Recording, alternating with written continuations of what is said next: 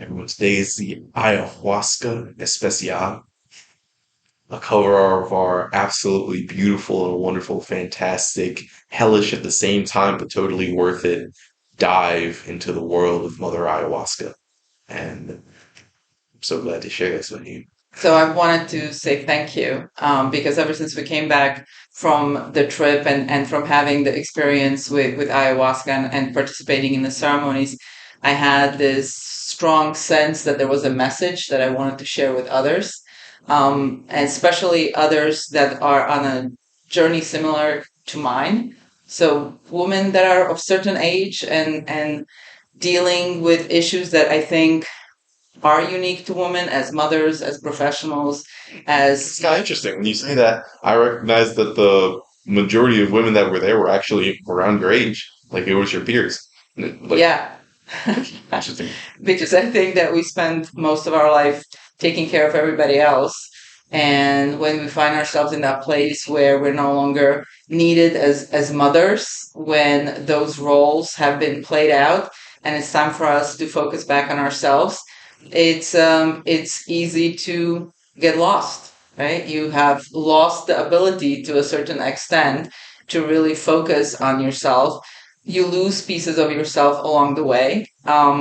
And so I really wanted to have a chance to share with other women the experience that I had, the experience that we had jointly. And frankly, I lacked the courage to do this on my own. And I tried doing a couple of videos myself and just was incredibly disappointed in watching myself. Well, this is perfect. This is absolutely perfect. In fact, hmm, you were the perfect person I think to do the first ayahuasca experience with.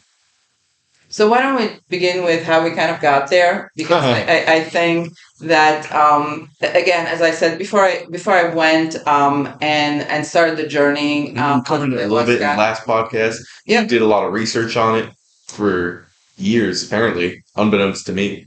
it was something that I was always interested in, but I think our paths kind of crossed where we were both in a place in our life where we were searching for something. And I don't know that I gave any courage to you, but you certainly gave the courage to me to actually go out there and do it. And again, just a desire and an opportunity to search for something deeper, something outside of myself, and something inside myself at the same time. It's one of the things that inspired and gave you the courage, which makes me chuckle because I think people a lot of times mistake my lack of fear for courage. So I had this idea like I mean, full disclosure, I had done several psychedelics in the past. I've experienced with Alice. Was not happy to find out about that. That was a fun conversation. We were there with several other of the ayahuasca family.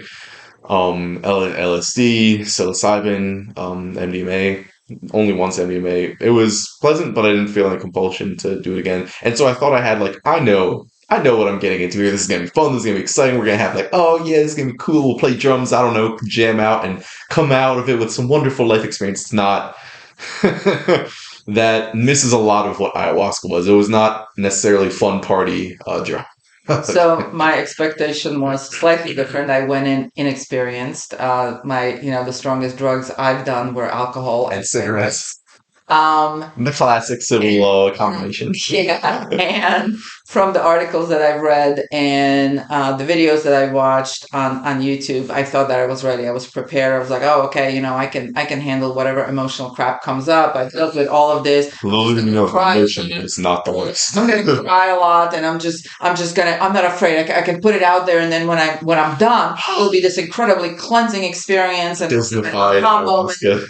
Yeah, and I think it's important that when we share the experience, we let people know that, first of all, whatever experience they have is the right experience for them, and to not go in with any expectations. You really have to go in with an open mind and allow the medicine to reveal to you what needs to be revealed to you. That's such a strange idea. That's something I feel like I'm going to be piecing together for years. This idea of no expectation, being fully present, whatever that means in like a really technical sense. I'm really curious what that means because that was a huge piece of getting the most out of this experience of not And I don't even know if that's exactly right, because sometimes the lack of releasing expectation was the lesson. Like that was the takeaway. It's a lesson that I did not learn well. So just a little bit of a background, right? This was a 7-day retreat. It began with a tamaskaal. Shout out to Bluestone Retreat. I think that's the proper name. Yeah, Bluestone Retreat. If you're ever gonna do it, that was. Mwah. Yeah, it was Thank amazing. you, Sandra, Sharon, Eno, and let's give a shout out to the whole family. Bill, Eric, Chang, Julie, Josh, David, and Tanner. It was Yeah. that's yeah. Thank you. Truly, we feel like we found our tribe. I know that there was a moment where I just felt like, I'm part of a tribe. I think when we were all sweating together, Yeah. combined as one body, literally just right next to one. But that was So I wanted to kind of like give our listeners a little bit of an overview of what the experience was like, right? so all right. Let's go from the top. Yeah, so just kind of 10,000-foot view. We began with a tamaskaal. Tamaskaal is a sweat lodge. First, I want to, because You're going to keep interrupting me? Is this how this is going to go? Well, There's going to be a lot of editing on this one. It's just I feel like that's just the way I can converse with them. I've heard that the best conversations are when people just kind of let flow openly their thoughts as it comes with little filters. So it's just a constant, like we're thinking, like we become one thinker, you know what I mean? But I'm sorry, I wanted to say that, and I'll focus on lessening this. When we got there, like when we arrived, when we got off the plane and we met everyone for the first time and we were all like, oh, I don't know if we're gonna get along with that. Oh, Pam, fuck, I'm sorry. Love you, Pam. I'm sorry, I did not list your name. You did. I did? Yeah, I heard it. Okay. So I think we should take even 2 steps back because our flight there, right? We had a connecting flight. Where did Atlanta? I think we had a connecting flight. So we had a connecting flight, and our plane left late. We got to Atlanta. Because we didn't pay extra, to have assigned seats, we end up sitting all the way in the back of this gigantic plane. And when we arrived to Atlanta, we're standing in line in the plane, and we keep looking at the watch going, we're going to miss our flight. We're going to miss our flight. We're going to miss our flight. So at one point, like both of us just want to scream out, everybody get out of our way. We need to catch a connecting flight, right? I regret that I didn't. It would have been an interesting experience. But we finally get out of the plane, and we're running. We're trying to get to the appropriate gate. And as you can see, Alex has a prosthetic leg, so he's like, "Mom, just go ahead, and I'm gonna catch up with you." And I'm running, and I finally get to the gate. We got to the gate within a minute. 1 minute before they closed the gate. No exaggeration. That's what the people at the gate told us. Like, you what? 1 minute. Like, go. They go, do you have your passports? And I had both of the passports in my hand, and the flight attendant is like, okay, 2, go in. So to the last minute, I think I was very nervous about actually going, and I started freaking out on the plane. And then when we almost missed our flight, I'm thinking, is the universe telling us, okay, don't go. This is not meant to be. I'm like, oh no, this is happening, man. Now it's happening. We're like, get out here, and we're gonna make it happen. So then, we're talking about meeting the people that we're going to be spending the week with, and we are at the airport in Cancun, and we meet Pam. We meet one of the people that we're going to be at the. We have sort of like stereotypical civil conversation. Yes. We're like, how's the weather? That equivalent. And that was a bit of a turnoff for me initially, because I really wanted this to be a fully open, vulnerable, like no persona, fully just. So for me, it wasn't at the airport. It was once we got into the van. Oh yeah. And once we got into the van, and 15-minute drive. 15 is actually 50 in Mexico. And so there is 4 of us, right? 1, 2, 3, 4, 5. So there's 5 of us in a van, and we have people that are there from Pittsburgh, people from Texas, we're there from New Jersey. And the conversation is, again, forgive me for using this terminology, but the typical American surface conversation. And we start talking about how we feel about the experience, and there's all this bravado that comes out like, yeah, I'm not afraid of anything. And I'm thinking, oh dear Lord, we're going to be with like a bunch of Americans that like I wanted to have a deep spiritual experience. And this is not the group that I want to be. Conversation you have with someone you're only going to know for like 10 minutes. That's kind of like 10 minutes. As a matter of fact, one of the funnier conversations was like, hey, what's the deal with the two of you? Because the two of us are sitting together and we're like looking over going, that's my son. And the answer's like, yeah, right, that's your son. We haven't picked up. We obviously don't look like we're related. Not the first time that people don't believe that we're right, that we share the same gene pool. And so as we're sitting in the van, like in my head, besides being like all stressed out from the flight and just being relieved that we caught the connecting flight and it's hot outside and there is a bunch of taxi drivers that are trying to like pull us and give up rides while we're waiting, for the van to come.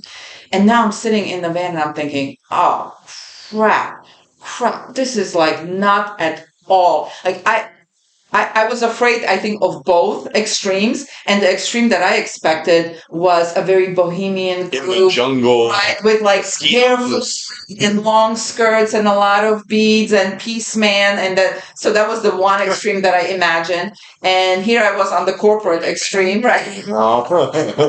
Mom thought we were going to look fun. And then we got to the venue. Mm-hmm. And so I don't want to interrupt you, but we got to the venue and almost instantaneously, there was an instantaneous transformation. As soon as we got out of the van, we walked into this beautiful villa that we were going to be spending a weekend by the beach. Anybody else? There was a dirt road we took for like 20 minutes of the. Yeah. If you were like, are we going to get kidnapped by the cartel? Like we were going to Eden, right? But as soon as we got there, the energy and behavior changed immediately. It was instantaneous. The moment this group of people, we sat down together, suddenly the facade was off, the pretense was off. That was something I felt when we were in the van. There was this feeling of, I don't want to force this into that stereotypical conversation and relationship with people, and so I know you noticed I just kind of shut down, started looking out the window, like I'm gonna do me on this trip, like no matter what, like I need to get out of this. Yeah, I was just getting annoyed. And when we got there, I feel like everyone really embraced that, because I was still a little nervous, like I should possibly politely be talking, but when we got there, everyone became so much more themselves immediately. It was as if we've known each other forever, right? And it was evident immediately that people came to be healed, to be open, and to be vulnerable. And it was so incredibly refreshing not to have this facade of politeness and social interaction and only having conversation about the beige topics, like what is the weather and what are you wearing and what school did you go to. Instead, they were this like heartfelt, deep conversations, like I'm here because I'm hurting. It's nice that I remember. Yeah. It was very much like the conversation we're having right now. People letting down filter and just kind of letting flow their thoughts freely, and it was very nice. And this wonderful feeling of you go do your own thing. Yep. Not like we're in a room, we have to engage with each other, like we're kind of trapped. It's like, no, we're all independent. It was even bigger than that. It was, it created a bond. Like, it was without judgment. It was vulnerable and open. And I felt like every person that was there was just like, I'm suffering, I'm in pain, I don't know what to do about it. And the pain that the people were sharing, they were like, holy cow, right? Like, holy cow, the type of suffering that is out there. There was no embarrassment, there was no barriers, there was no pretense. I keep repeating the same word, but it was just this incredibly tremendous bonding experience right from the beginning. It's as if we have always known each other and no one was afraid to be open and to be honest and to be exposed. And then fast forward, because that was like maybe the equivalent to a family gathering at a party where it's like, all right, but like the kind of family that you really like. Yeah, and then the tamaskaal. So tamaskaal is essentially a sauna. It's like a sacred sort of sauna. We go to this part that's actually much more in the jungle, the house of. Oh wait, let's not skip meeting the shamans. Are So, because they had a magical aura about them. I could feel it as soon as I heard Sharon start talking. There was a confidence in her voice and a sort of a touch with an old way of speaking, not this very scientific, precise, technical. did you say Sharon or that was Sandra? Sharon first, and then Yeah. Sandra was that to another level. Like Sharon was definitely had that vibe of I'm speaking from the heart, and that was a huge theme of this week, which has been sticking with me. And I forget sometimes, but this week we were told to think from the brain that comes from the heart, which Check with your heart. yes, yeah. Think with your heart, act with your heart, with your sort of your intuition, your gut feeling to it. And as a tool in life, that's like a really wonderful thing. I feel like I haven't honed enough. It's a lot more like front cortical, like thinking, really logical, but to bounce back and forth between those as the context demands, it's a wonderful tool tapping into the heart. So I think, in summary, I would say that first night we were there, first of all, the group that came together, we were incredibly fortunate, incredibly blessed that we blended immediately. And then Sandra and Sharon and Eno really facilitated a continued exchange and openness and brought wisdom to the conversation that was just genuine and pure, and it felt ancient, and it resonated with me Oh, and a big as the thing, truth, right? we were highly. It was suggested to us that we don't use our phone for the whole week. Yeah. So there was a 2 week preparation before we went. It had to do with our diets and just kind of preparing our bodies. And then while we were there, no connection with the outside world, so that we are just focused on the experience. And what was fascinating is it wasn't like they took our phone. It was No. you could if you want, but we recommend you don't, and that was beautiful. Yeah. Uh-huh. Yeah. So we started the series of experiences with a tamaskaal, as Alex has already said, and tamaskaal is a sweat lodge, right? So we began the week, right, before we actually did the ayahuasca ceremonies, with a cleansing ceremony of participating in the tamaskaal, or the sweat lodge experience.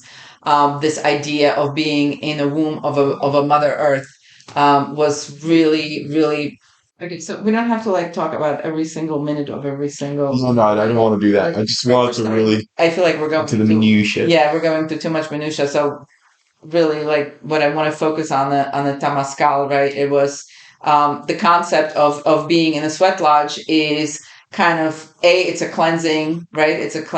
Sorry, the concept of tamaskal is that it's a cleansing ritual, but it's also a ritual of being reborn into a new experience. So when you are inside this tent, inside the sweat lodge that has hot lava rocks in the center of it, the intention there is really to open yourself up to this new experience and have the sensation of being in the womb of Mother Earth. And there was this beauty of going along with the ritual. Yes. There was something where really Ceremony, more than just a ritual, right? It's like all very ceremonial. Mm-hmm. And when you don't just see that as like, I guess I'll have to do this to get the sweat, what the fuck. But no, when you actually embrace it, and when they say like bow to Mother Earth and things like that, and you begin to sink into the sacredness, you begin to really feel it and think it and not see it as something silly. Because I feel like as I was raised with a very scientific mindset, that a lot of that became silly as I was growing up. A lot of the stuff in church was like, oh my God, can we just get through all this ritual and singing and shit and just like, but it lost that sacred touch. And I feel like they brought it back there. And it was especially, you could feel the sacredness a lot more when you're really in nature. And when someone's literally bringing in with the shovel, like a giant volcanic rock that's glowing because it was burning in this huge fire for several hours. They drop it in the pit in the center. And just to get a little view, imagine a tent. So it was like 10 people, and we're all shoulder to shoulder in this tent. Yeah. Sweating on each. Oh my God. wipe their nose because Oh, that's why I brought a t-shirt. like a traditional tamaskaal actually is done in the nude. So obviously we were not in the nude. We're Americans, right? Mm. So we had they were bathing suits. There were shorts, right? Whatever. But still, there you are. There's no getting away from the sweat. There's no getting away from the snots. There's no getting away from the intimacy of being physically close to another human being. And there is no getting away from this like incredible vulnerability because there you are, right? Like, And it was a great breakdown of, here's something that's fun to note. So the shamans are playing music like throughout most of the tamaskaal. There's some old, not like pop songs. They're playing like some, I guess, traditional songs that they had.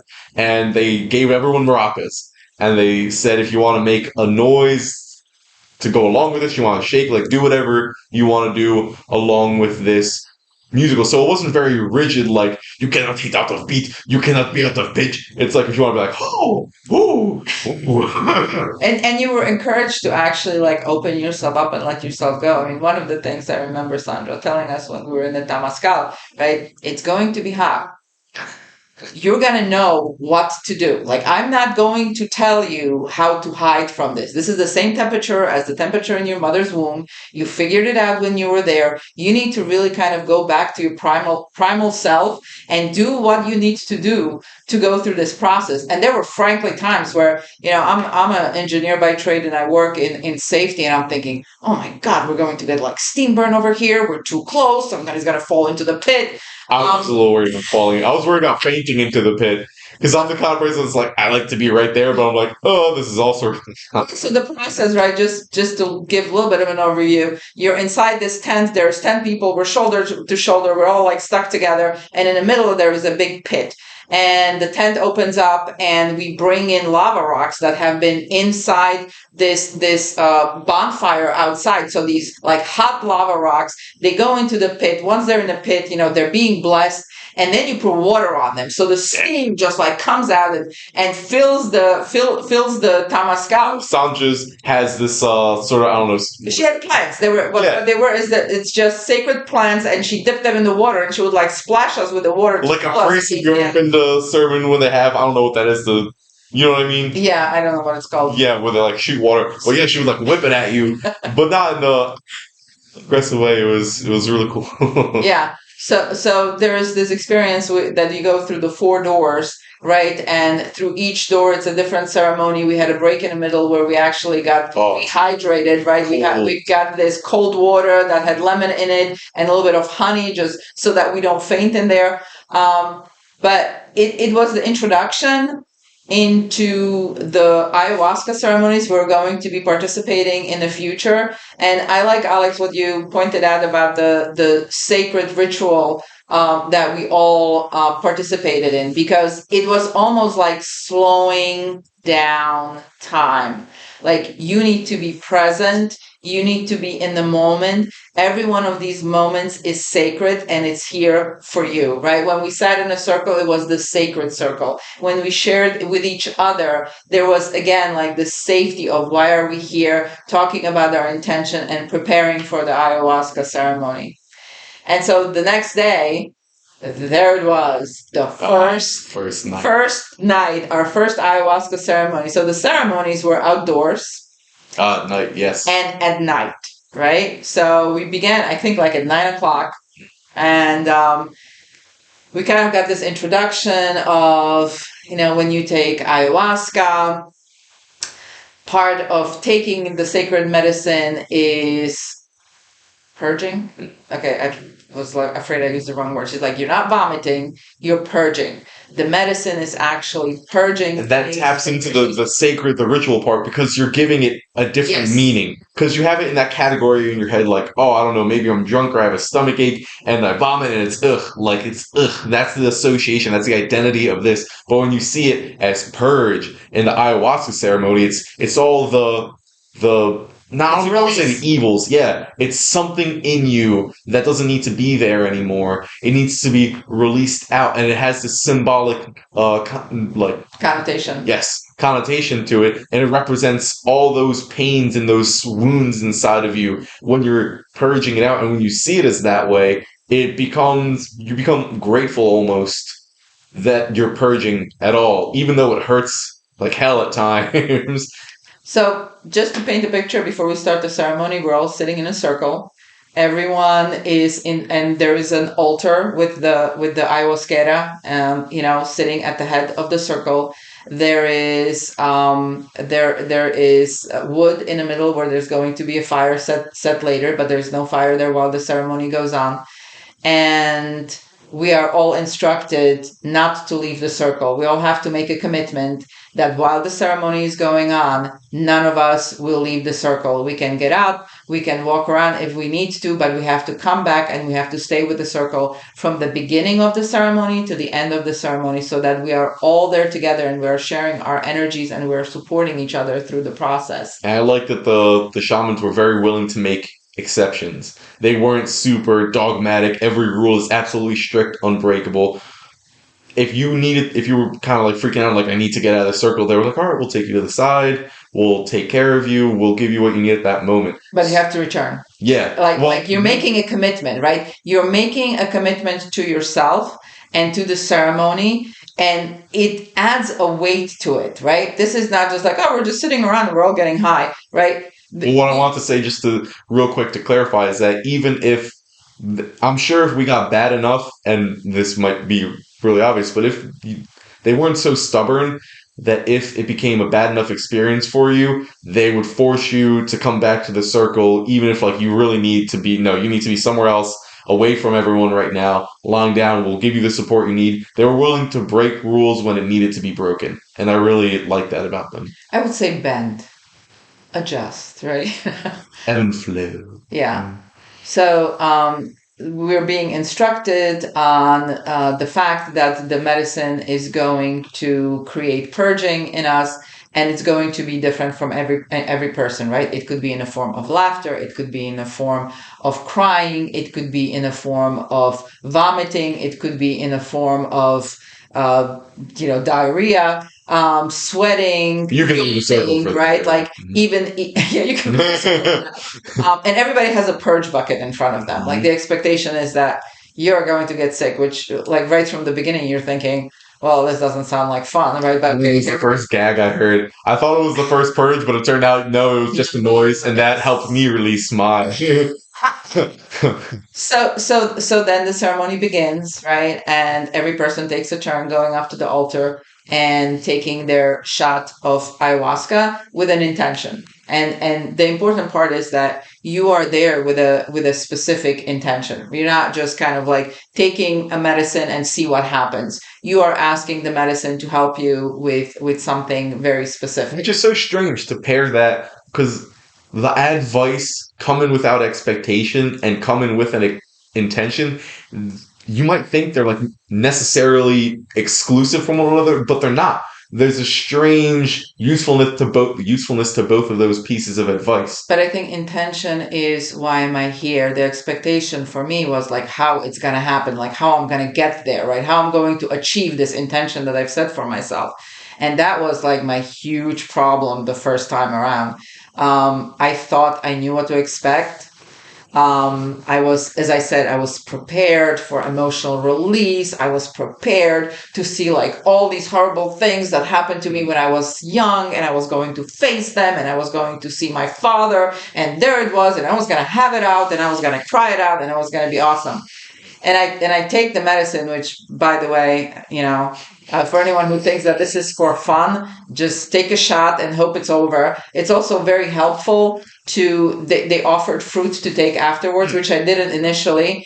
But then the second ceremony, Alex was like, Mom, you have to have some papaya. It really helps with the disgusting aftertaste in your mouth. So I take the shot. I come to my I come to the place where I'm sitting, and immediately I'm going, oh my God, I must have gotten the bad medicine, because my stomach feels like crap, and I'm feeling like nauseous, and I'm feeling yucky, and I'm not having any visions, and people next to me are laughing. This person is crying, right? Someone's walking around and they're like feeling like, and I'm just sitting there pissed off. That's what I'm doing. I'm just sitting there. I'm like, I can't believe it. I flew all the way out here and I got the bad stuff. And I'm like, it's disgusting. I have this awful aftertaste. I'm dry heaving, but nothing's coming out. Mom probably got the dry heaving award of the night, and that was a close second, I think. And just so you know, we're not sitting close. Like we're sitting across from each other. The circle's pretty big. What's the proper term for the perimeter of a circle? I guess it's the perimeter of a circle is probably like 50 feet, something like that. More like 40 feet. Like there's 10 of us, whatever it takes for 10 people to comfortably, sit around. But so my experience as I'm sitting there, I'm just getting angrier and angrier and angrier because I'm feeling nothing. My head is spinning. My stomach feels terrible, right? And that is what you are feeling. And I'm observing like the people around me having these experiences where they're having like conversations with themselves, and like I said, the person next to me is just like crying nonstop. And one of the directions that we received at the beginning of the ceremony is that when you take the ceremony and the time comes and I say, it's time for you to come and take a second shot, if you are wondering whether you should take a second shot, that means get up and take a second shot. I'm going to jump in real quick. There was a great rule during the ceremony where, all right, you take your first shot, you wait like an hour, and then they open the door. And once they open the door, you can take as many shots of ayahuasca as you want. And for any of the partiers out there, like, that's a silly rule. I would just drink all of it. And then at a certain point, they close the door the night. But yeah, and the rule was always, if you're ever thinking or doubting, do I need another shot? Take another shot. That is easier said than done. So I don't know if you want to talk about your experience, but I take my first shot, and all I'm doing is just sitting there getting annoyed. And I'm thinking, man, now I have to take like another shot of this disgusting crap.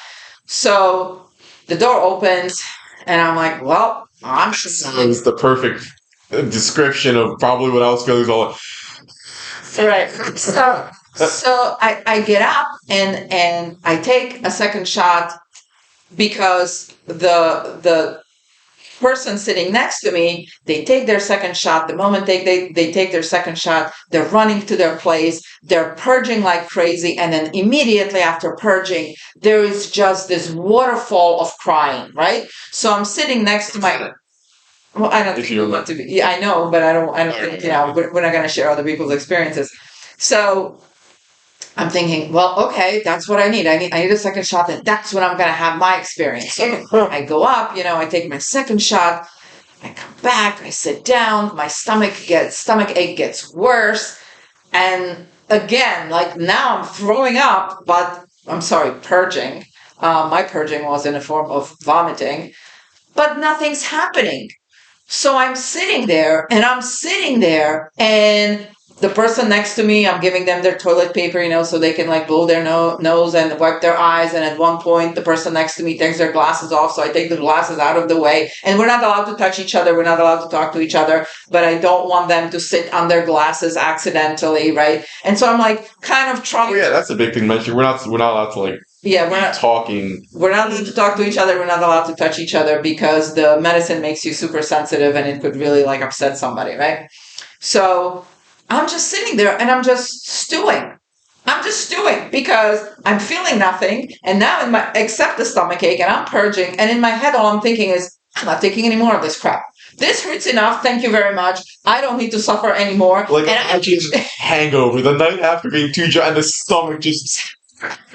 It was the worst forever. My head is spinning. I'm nauseous. I'm purging, but I'm not feeling anything else. The door is open, and in my head, I'm going, heck no, I'm not doing any of this. And so we're sitting there for hours, right? Because the ceremony's over. Oh, yeah. Like what, 2:00 in the morning? So it's like a 6-hour ceremony. 6-hour ceremony.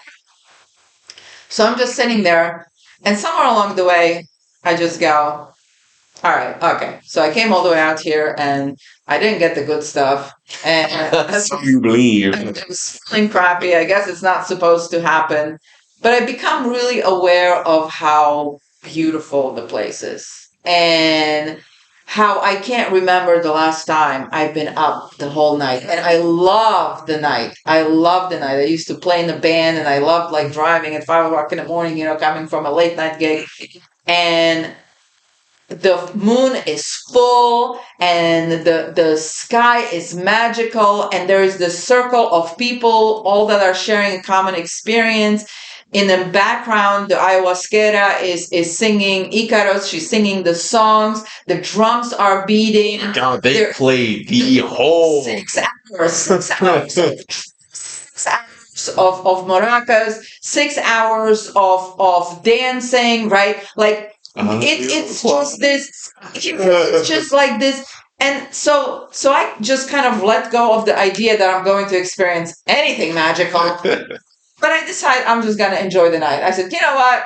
This is actually worth it, because this is just an amazing experience, and I'm enjoying it. I'm just going to sit here, and I'm just going to enjoy the night. And that's kind of like where I gave up on taking any more medicine or doing anything other than just like waiting for it to be over with. And I have to say that at the end of the ceremony, and then you can talk about your first experience, but at the end of the ceremony, Sharon comes to me and she looks at my face, and just, by the way, I'm not good at hiding my emotions. She goes, I know that look. I go, this was the most unbelievable. Absolutely.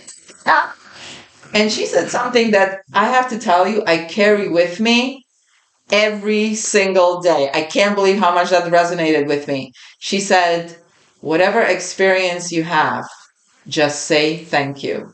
However unpleasant it is, however much it hurts, just always, even if you don't feel like it, say thank you. And just saying thank you is going to start changing the entire perspective of that experience. And I will tell you that this is now, what, 6 months later, and that I remember that every single day. When things get really, really bad, I just go, okay, thank you, all right, fine, thank you. Even the lousy thank you that I put out there into the universe, gotta fuck you, thank you. yeah, even that like starts a positive vibration that gets me to another place. And it was kind of just good to know that I wasn't the only one that ever had that experience, that someone came up to me and go, yeah, I know that experience. And it's so fun, because at the beginning when they were introducing themselves, they said, like, you will not be the same after this week. Like, all of you will have a life-changing experience. It wasn't a question of, like, maybe, probably, most of you will. It's like, no, all of you will have this absolute, like, life-changing, and not, like, 90% of your life will change, but, like, meaningful things will definitely happen this week. Well, I thought what was really funny is when great, I lost my train of thought. So there's a meaningful experience. Sharon talking to you, thank you. I lost it. I'll come back to it.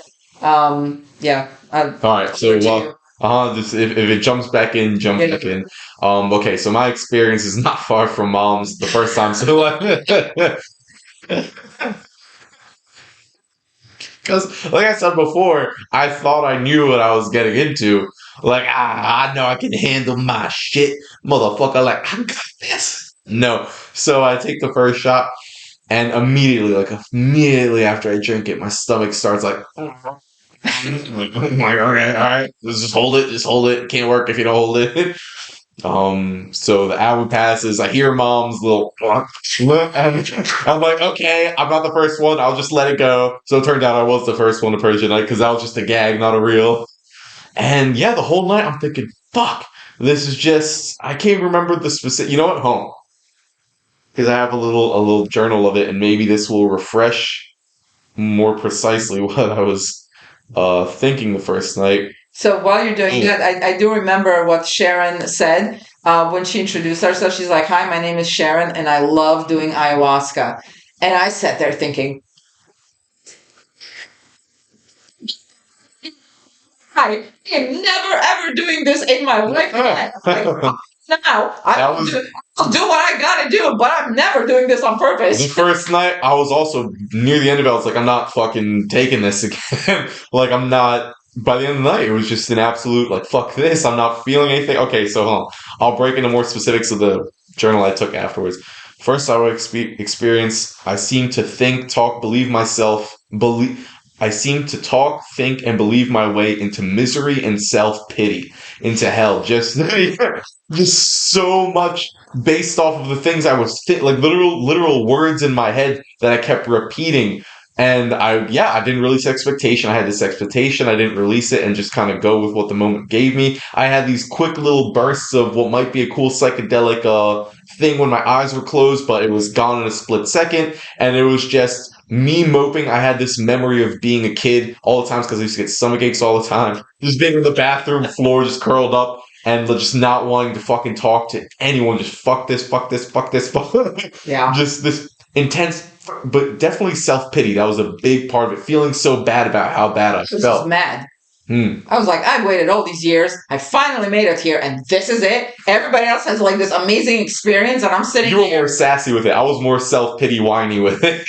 Yeah, somewhere in there, I'm sure there was a self pity. And but remember, everyone was dancing at the end. Like they lit the fire, and a lot of people were dancing around the fire. Yeah. And people were like coming to me. And this must have been funny, I imagine, because a lot of people saw me before. I'm usually a pretty peppy, cheery, high energy when I'm talking to people kind of person. And they see me like, come dance. And I wanted to tell them, fuck off.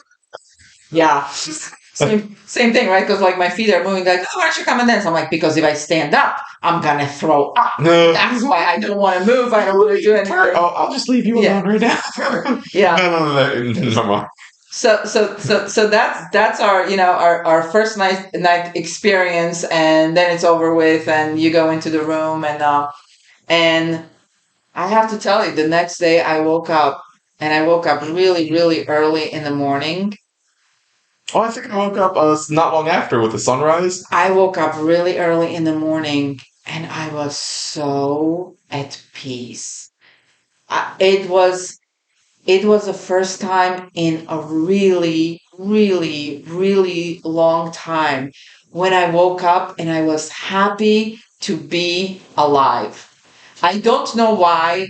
I can't explain it. I just had this, man, this is beautiful. I'm just so happy to be here. And the place that we were there had a little puppy. And I'm like, little white snowball of a puppy. What does white puppy mean? And he comes to me and I'm playing with him. And all I'm thinking is, I'm so happy to be awake and I'm so happy to be alive. So between each one of the ceremonies, there was a day when we did not have a ceremony, right? To give us time to recover, to give us time to talk about the experience and to get guidance from the ayahuasca. So my guidance was release your expectations, right? Because I sat there and I was basically complaining. I'm like, this is what I expected. I said I expected a lot of emotional pain, but I did not expect any physical pain. And there was a strange, what seemed to me a paradoxical piece of advice when we began. It was something to the effect of clear your mind and kind of, clear your mind. And yet simultaneously at a later point, we were given advice of like, think appreciative thoughts. There were 4 connecting like cores you were supposed to center around. It was peace, love, light, and gratitude. And I was like, that seems contradictory. Like, think nothing, but then think positive shit. So I asked Ayahuasca about it, and she clarified, okay, be nothing. Zero out your emotional plate. Just kind of enter this neutral zone. And from that neutral zone, start to build up on these pillars of the 4 pillars that we described. And that was extremely helpful for the second experience, but continue because there's a lot in between those two. So I don't know. We already talked in our last podcast about the experience that you had and the emotional release that you had. So my intention was really to kind of just move on to the second ceremony and kind of talk about that. So a day goes by, right? And we're on day 3, and now we're going into our second ceremony. So I'm going into the ceremony. My intention, which I asked for some advice because, frankly, after the experience we had with Alex, where he had this like powerful emotional release, I kind of just felt like, okay, I don't know why I'm here anymore, right? Like my son had this amazing experience, and I got to witness that experience. I had no purpose. I no longer knew why I was there. And the ayahuasca said, well, why don't you just ask for clarity? So I go into my second ceremony and I go with this intention of clarity. And I have to give you guys a little bit of a background because um, there are things that are happening in between, right? That are kind of just little messages from the universe. Before I left, I did a meditation, and so I was like, I did a meditation on what my intention should be, and what should I be focusing on. And during my meditation, I had this very clear vision of my grandfather being on my left side and my grandmother being on my right side.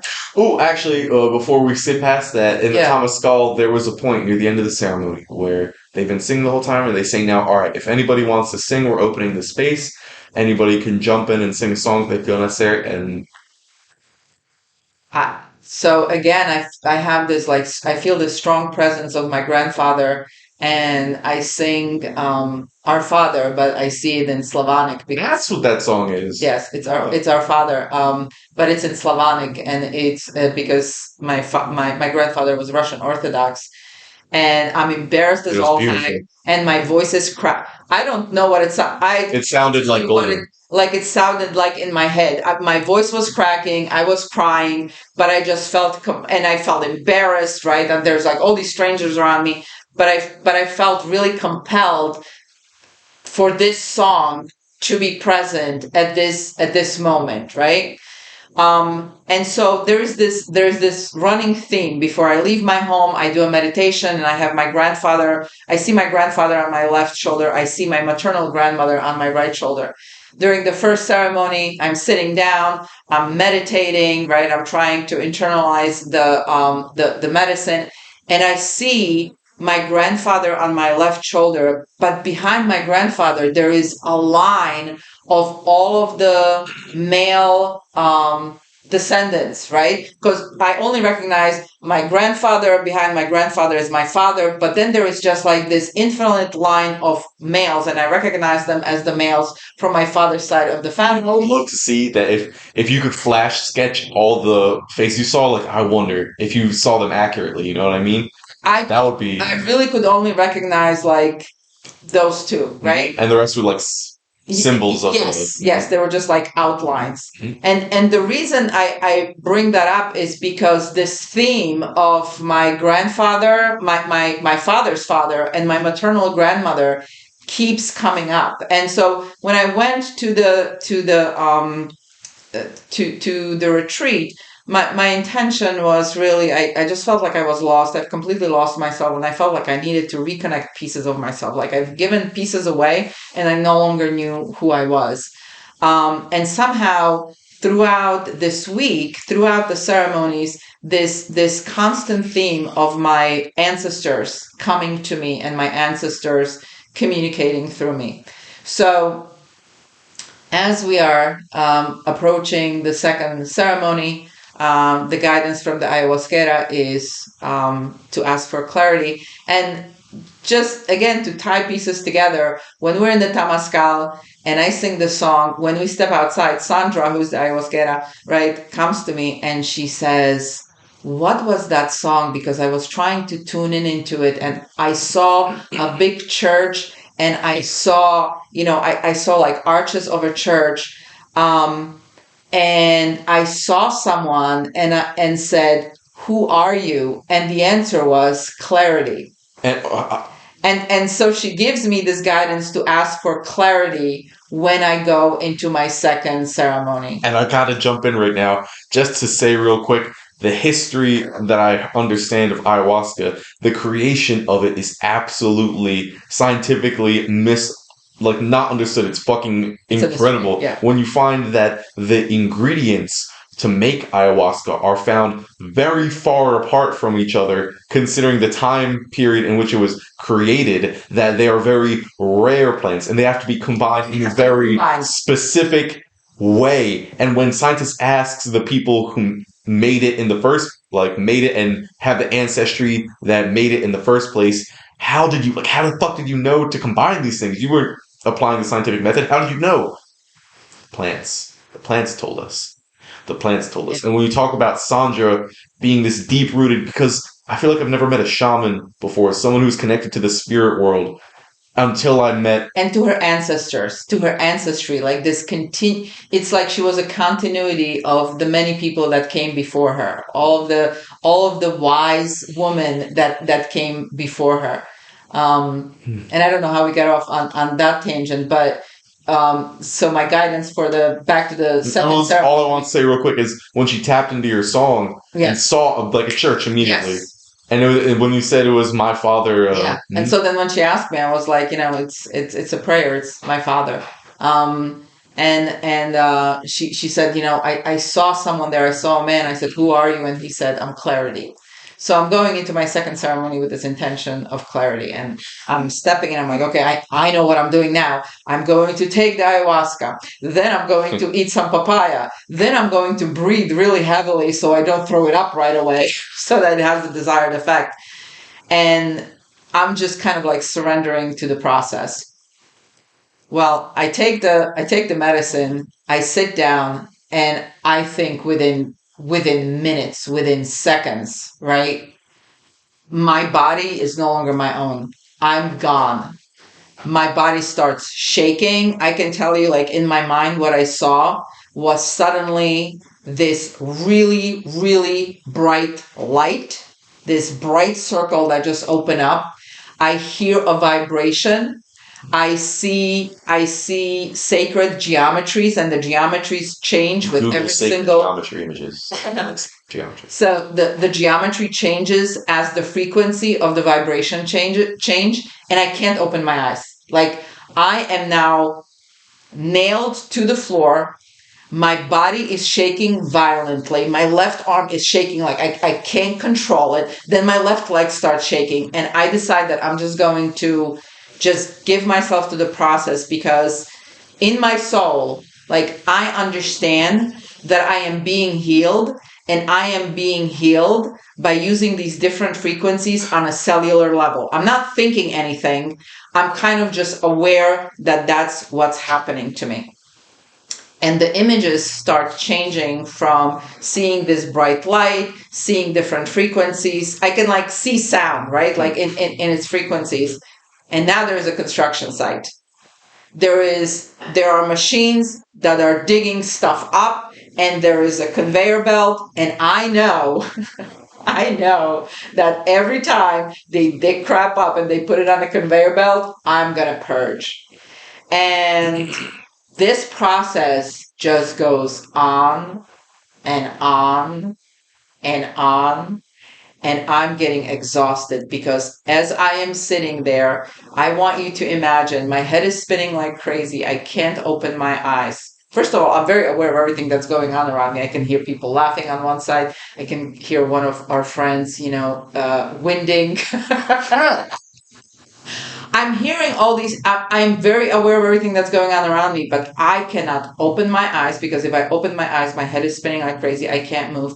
My left arm is shaking like crazy. Suddenly, my feet just start tapping to the beat, because I hear the drums, and my feet are just tapping uncontrollably. And all this stuff is happening in my head. There is just excavating and excavating and excavating and purging and excavating and purging. And I'm trying to find where my bucket is, because I don't want to lose it. I don't want to knock it over. So I'm just feeling for it in the dark, and I try to open my eyes, just partially. And this goes on for what feels like an eternity. And it gets to a point where I'm exhausted. I am physically exhausted. I am dehydrated. I'm trying to get some water in me, and I can't get any water inside of me. I can't open my eyes, and I have to pee. And I have to pee really, really bad. And I think I knocked over my purge bucket, but I don't know, because I can't see anything, because I can't open up my eyes. And as I have to pee, I'm trying to negotiate with whatever it is that is holding me captive. And I am very much aware of the fact that I have committed myself to this process, right? I have to go through the process, and there's no getting away from it. And so I'm trying to negotiate in my head, like, please, I'm not going to stop. I'm not going to quit. Just give me a little bit of a break. I just want a little bit of a break. I'm going to go pee. I'm going to come back, and then keep doing whatever you need to be doing. And and I don't hear voices, and no one's talking to me, but it's made crystal clear to me that no one cares what I have to say, and no one cares whether I'm uncomfortable. The process has started, and it has to continue. And now I am crying out of frustration because I am in pain. I am purging uncontrollably. My body is shaking, but it's shaking violently. Everything is shaking. My legs are shaking, my arms are shaking, and the entire time while there are all these machines that are excavating stuff and putting it on a conveyor belt, there is a banner that I see overhead that says, "Don't forget this. We're going to keep making your body shake violently so that you don't forget. If you don't use your creative energy, you're going to get sick." And the banner is just out there while all of this is going on. So now I'm just frustrated and I'm crying. I am crying out of frustration because I'm in pain. I'm uncomfortable. I can't move. I can't open up my eyes. I am purging like crazy. And I feel Sandra and Eno come to me, and she's anointing me and she's touching me with feathers and just says, "Go with the flow," right? Just breathe, be present. And it's really important, right, that you are present for the process and you are part of the process. You're not an observer of the process. And so she soothes me and she calms me down and kind of gives me the strength to allow the process to continue. And as she leaves, the purging continues, and then I'm calm. And all of a sudden, I see in my mind's eye, again, my head is spinning. I can't open my eyes. I can't move. My head is spinning, and I see a blueprint. A blueprint of a house appears to me. And there are boxes that look like coffins, and it's a dirt floor, and I recognize the dirt floor. It's the floors of the house that I grew up in. And it shows me that this has been excavated, but below this gigantic box, there is another box, and we have to go in and we have to excavate it. And I just brace myself for some more excavating and purging, and then at some point it's over. And when it's over, I almost immediately feel relief. I feel release. I feel the spinning of the head go away. But before it ends, there is I see my maternal grandmother's name. I see the letters the same way I see the banner that says "Use your creative energy," and that keeps repeating. I see my maternal grandmother's name just float away into a light. And then it's like a construction fence closes, the tape goes up, the locks go on, and it's over.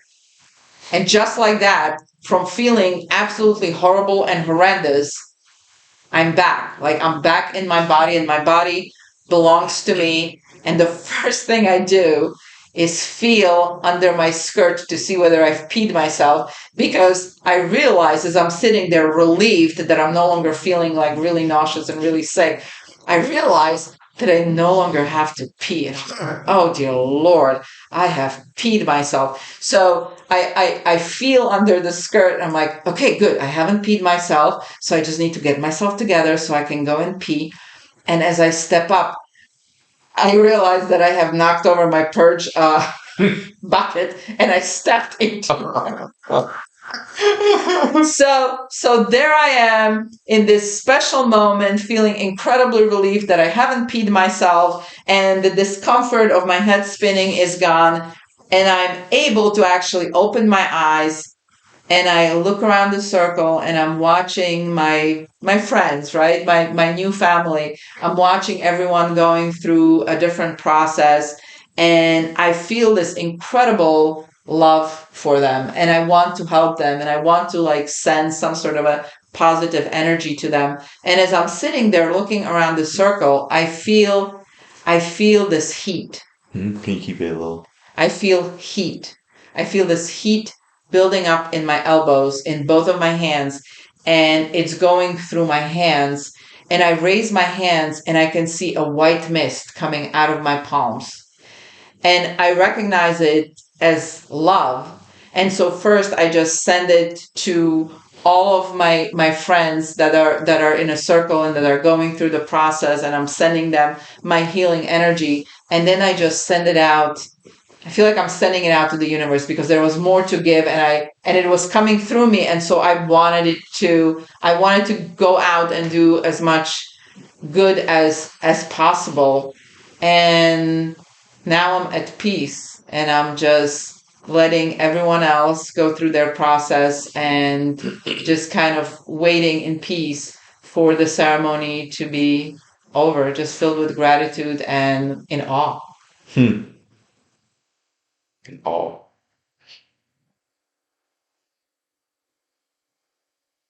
So what did you experience during your second ceremony?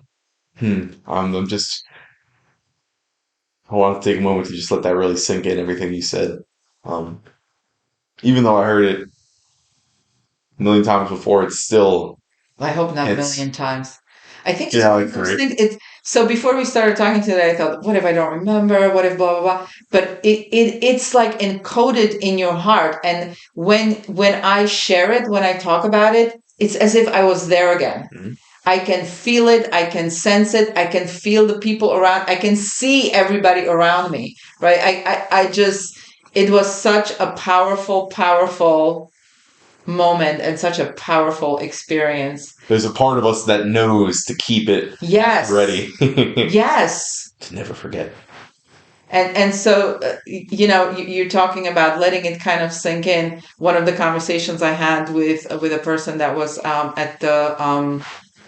at the retreat with us was, oh, I want to tell a friend of mine about this. What would you tell someone to have them come and do ayahuasca? And I said, I would never tell someone you got to do ayahuasca, but I would love to share my experience, and if the experience resonates with them. And that's why I really wanted to do this, because if our experience resonates with someone else and helps them, we're not selling anything, right? I'm not here going, everybody should go out there and do ayahuasca, and that's the only way to find enlightenment. Listen, the bottom line, and what I'm finding out very clearly, is nothing changes in your life until you change it. It doesn't matter how many lights turn on, how much direction you get. You're the one that is in charge of your life, and you have to make it happen. No one's going to do it for you. But If this is something you really, truly want, and you know the pros, you know the cons, then yeah, this is a huge helper in helping you get on your path. it's like a light that turns on. Hmm. It's and the thing, and This ancient guide. You yes, I know. mean the thing we said before is it's such individual healing, because every single person had a completely different experience. I mean, when we talk about being pissy and getting angry, and unfortunately I have a lot of that inside of me. Hopefully, somewhere along the way I get rid of it. But as I'm sitting there and my body is shaking and I'm throwing up and I'm trying to find my bucket so I don't miss the bucket and I don't throw up on my feet, I hear the person next to me laughing their head off, and I hear the other person next to me snoring and sleeping, and I'm thinking, is this how it's gonna be? And you weren't allowed to sleep too, which is funny. So they would try to wake you up, but as if you were knocked, you were not. Because the intention is really for you to be present, right? It's this idea that you're leaving your house and you don't want someone else to come in. You don't want another entity to come in. Because So your consciousness needs to be present to oversee the process, to be part of the process. To me, that was very powerful. Like when they share that about, you don't want to leave your house. Do not leave your house empty. I don't think, and I could be wrong about this, but I don't think she was referring to literal sleeping. I think it was something to the degree of keeping responsibility for what you do. Like if you just remove no responsibility, just let flow exactly whatever wants to happen, then you can be taken over by some rather unpleasant. So I think it's really more than one thing, right? One, there are people, and ayahuasca as a medicine recognizes this, that really need to be asleep in order for ayahuasca to be able to do what it does. And if you are one of those people, you will know that there is a tendency to just be tired and exhausted. I'm going to tell Oh, you, the first night it was like I was fighting sleep. after purging for 2 hours and then feeling that relief, all you want to do is just lay down and go to sleep.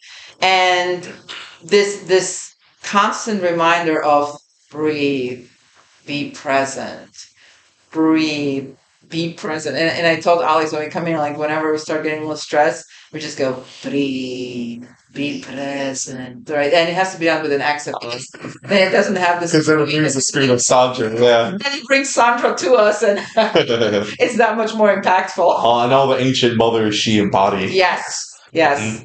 Great culture. Okay, so for my experience, to jump into it real quick. So I was really focusing on the advice I talked of earlier, kind of neutralize the brain, then come up with these four cores. And also a great piece of advice from Sharon was, if you really, really, really feel like purging, but nothing's really coming out, that dry heave, just chug water. Just chug, because they would keep everyone had like water bottles and they would refill it if you needed. So just chug an insane amount of water and you'll release and it would help you feel better. So okay, armed with these new tools, I decided to trust them, go into the new experience. First off, I didn't list my intentions. My intention the first time was some super grandiose theatrical, like, learn to live my best life and share that with people, become a master of that. Like, how do I do that? The second night, I'll see. I'm gonna see if I wrote it down because I don't exactly. Um, and another note that I have from the first night was this desire for the pain to stop, like more than almost anything else. Yeah, was to just stop, just for the love of God, please. And it felt almost prey like I was a prey to this pain. Anywho, okay. A huge note from that night was it showed you how important it is what you focus on. Like what you focus on, keep repeating in your mind, you'll create that to a very large degree. So, all right, second experience. Uh, Forget the intention, but so I go into it armed with this knowledge, right? Da da da da da. Continuing, I keep repeating these mantras in my head. Love, love, love, love, love, light, light, light, light, like peace, peace, peace, peace, love, love, love, love, light, light, light, light. Gratitude didn't work so well in a rhyming sense, or it didn't have a nice musical tone to it. Yeah, so that was, every now and then I'd say thank you, like thank you, thank you, thank you, because now that I had this clear vision of the healing I went through the night before, it at least grounded what they were saying. It allowed me to trust them more through my own experience. Like I literally felt something that could help me trust what they were saying. So and it helped me recognize that all the pain I went through the first night, well, perhaps that was necessary, and almost certainly it was, because that was a part of the whole experience that brought me to that moment of great healing. So for the pain I was feeling this night, it was thank you, thank you, thank you, thank you, thank you, thank you. And when I say I literally repeated these mantras in my head like the whole night, I don't want to say this as a bragging point. It was as a these were like my anchors to heaven, something like that. And I just kept repeating, almost with a desperation, but also with the joy, because it became very fun. I started like kind of dancing along to the music they're playing, repeating these mantras in my head, and no great revelation came until. So okay, so you got to visualize this. If you ever seen the movies where someone's dancing around the fire in a tribal sort of environment, where it's not like a 1 2 step, it's very much like dum dum dum dum, like your whole body's, I don't know, it's much more convulsing. It looks like primal sort of dancing, and that's what I'm doing. And two of the ayahuasqueras come by me, and they're playing the music. They can tell I'm jamming, so they're playing right next to me and like helping me get into the groove. And it's fascinating because I remember some resistance. There was some of the you're being ridiculous, and then no, love, love, love, love, peace, peace, peace, peace, and just keep going, boom, boom, boom, boom, boom, boom. And I remember it just hit me, this quote from one of my favorite books called Musashi. Near the end of the book, it goes something to the effect of, most fish swim near the surface of the ocean, letting the waves take them to and from. They go with the wave. But how many of them really know the depths of the ocean? And there was this little poem at the end of the book. And my understanding of it was the fish were symbols of people, and I was being one of those fish I was just dancing. I was maybe dancing my life away, just kind of dancing, prancing, having a good time. And I'm like, I want to find out the depths of that ocean. So literally, like it was comical how fast it happened in the snap. I just lie down, not to sleep. I just lie down in a sort of. I remember one hand was up like this in a stiff position, and if you ever had someone tell you how to meditate, they'll often say just kind of sit and don't move, just observe anything that happens. If you're uncomfortable, don't like adjust to make yourself comfortable. Generally speaking, like just observe the process. So anyway, I get into this groove and I'm focused on just being nothing. And I don't know where this idea came from. Yeah. It was just this spontaneous be nothing, be nothing, be and with the same consistency I was saying the earlier mantras, I'm now saying that in my head, be nothing, be nothing, be nothing. And it was the strangest contradiction that the more I strive to be nothing, let every thought fade, don't attach to any feeling, don't attach to anything, don't even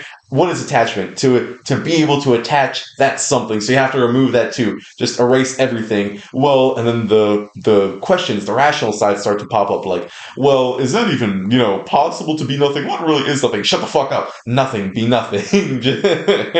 Just you don't have to totally understand it. Just trust it, keep repeating it, focus on that, be that. And the more I focused on it, the more I felt like I was clearing the slate of my mind. The more beautiful images started to pop into my head.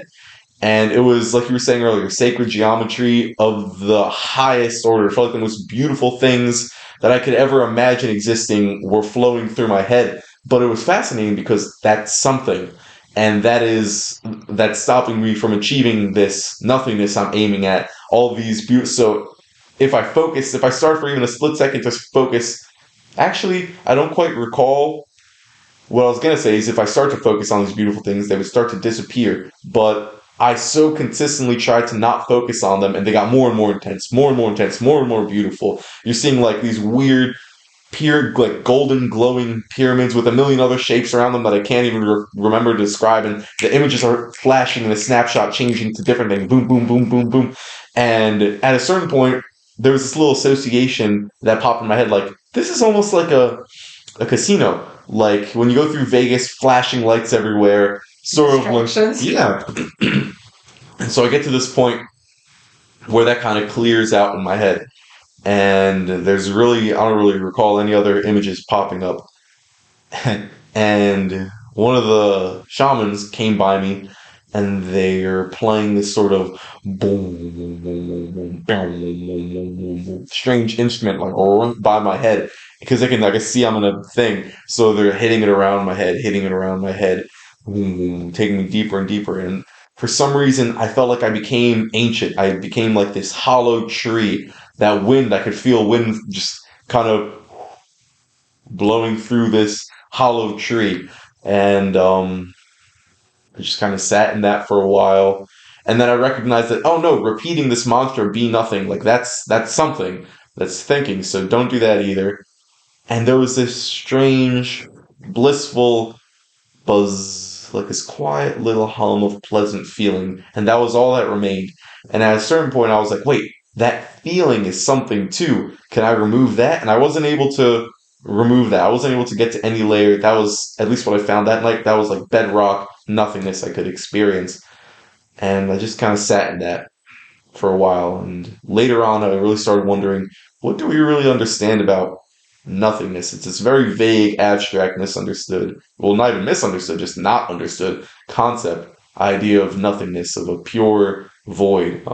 So anyway, so that little buzz of pleasantness remains, and every now and then I'd snap, and then I just took this breath and kind of like sat up, and this was after, I don't know, an hour and a half of just being in this state, and I'm kind of back into it, and I feel renewed. I feel like they say when you're a 7-year old, you're like your core self, that part of you that remains through your whole life, those unchangeable parts of you, you're that in your childhood. And as you have to socialize, that kind of it can get lost, things like that. And as you get older, people tend to revert back to, I don't want to say that in a negative way, but revert back to who they were as a child, that core lasting part. And I felt like I was that after I did that meditation. I felt like the puppy we saw earlier. Because I remember the puppy, if you were playing with it and it wanted to leave, it wasn't politely like, oh, I don't mean to bother you. I can see I don't want to upset you by not agreeing with what you want to do. Yeah. And he's like, hey, I'm going. And that's how I felt. Like, no, just,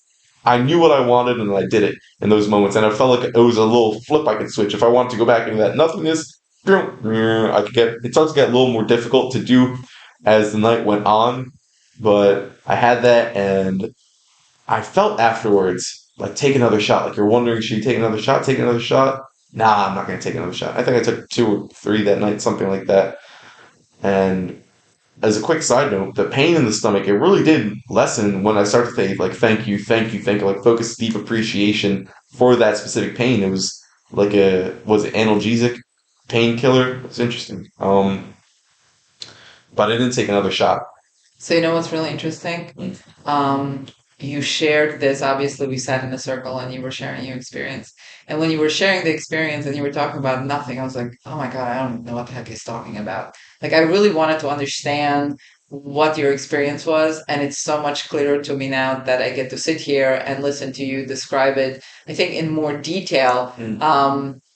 And just maybe because we have the time and because I have an opportunity to absorb it. But when you initially shared it, I was like, I don't want that to be. It's Said Victor straight. son speaks a language I don't understand. And I'm too dumb to understand. It's just very difficult to communicate. It's difficult to put into words. Yeah.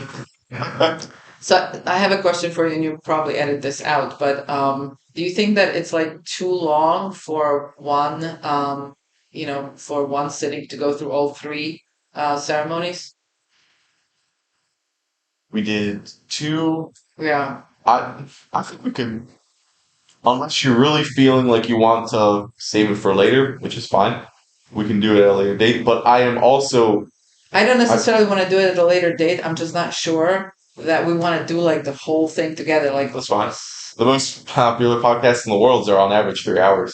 The Joe Rogan Experience is like the #1 podcast in America. He's consistently 3 hour long podcasts, yeah, and we're hour and a half. we're not as interesting as Fuck him. Or fuck not him, but fuck that. I think this is extremely interesting. This time has flown by, and I think that's a wonderful sign of how interesting it was. Well, it's interesting to us. Hopefully that we can make it interesting for somebody else. I don't give a fuck. If it's not interesting to anybody else, it's not fucking interesting. Yeah. But to us, this, I don't know why, this feels important. Just this. Like, this is a meaningful conversation. I can feel that, and I'm fine to continue. And it's interesting, I think, just sharing and reliving that experience over and over again feels important. Like, you don't want to lose it, you don't want to forget it, and it's almost every time we discover something else, a different nuance to what we talked about before and what we shared before. And yeah, so from that perspective, I appreciate it, and I think that this is like almost more for us than it is for someone else. And I think people will enjoy it if anyone decides to sit down and listen to this. The drug war, to get political for a second, the drug war has really stunted our understanding of things as important as what we're talking about now. This is a very important, and I think for many people could be hugely helpful subject that's been taboo. If you talk about it, like, a lot of people think we're weirdos, hippies, bad people, essentially. Not hippies. I'm an engineer. But it's strange that in our culture, a lot of people would consider us bad people and would not want to ever consider doing this. I think the more we talk about it, the more comfortable I am with it and the more excited I am about it. And I really don't care what anyone thinks. You kind of look at it as, drug culture. We are a drug culture, and those are all legal prescription drugs. For crying out loud, are you sad? Are you happy? Are you stressed? Are you constipated? Are you not constipated? Are you tired? If you ever watch daytime television, we are in a culture where we are shoving drugs at people for every silly thing. This to me is not about drugs. Like, ayahuasca is.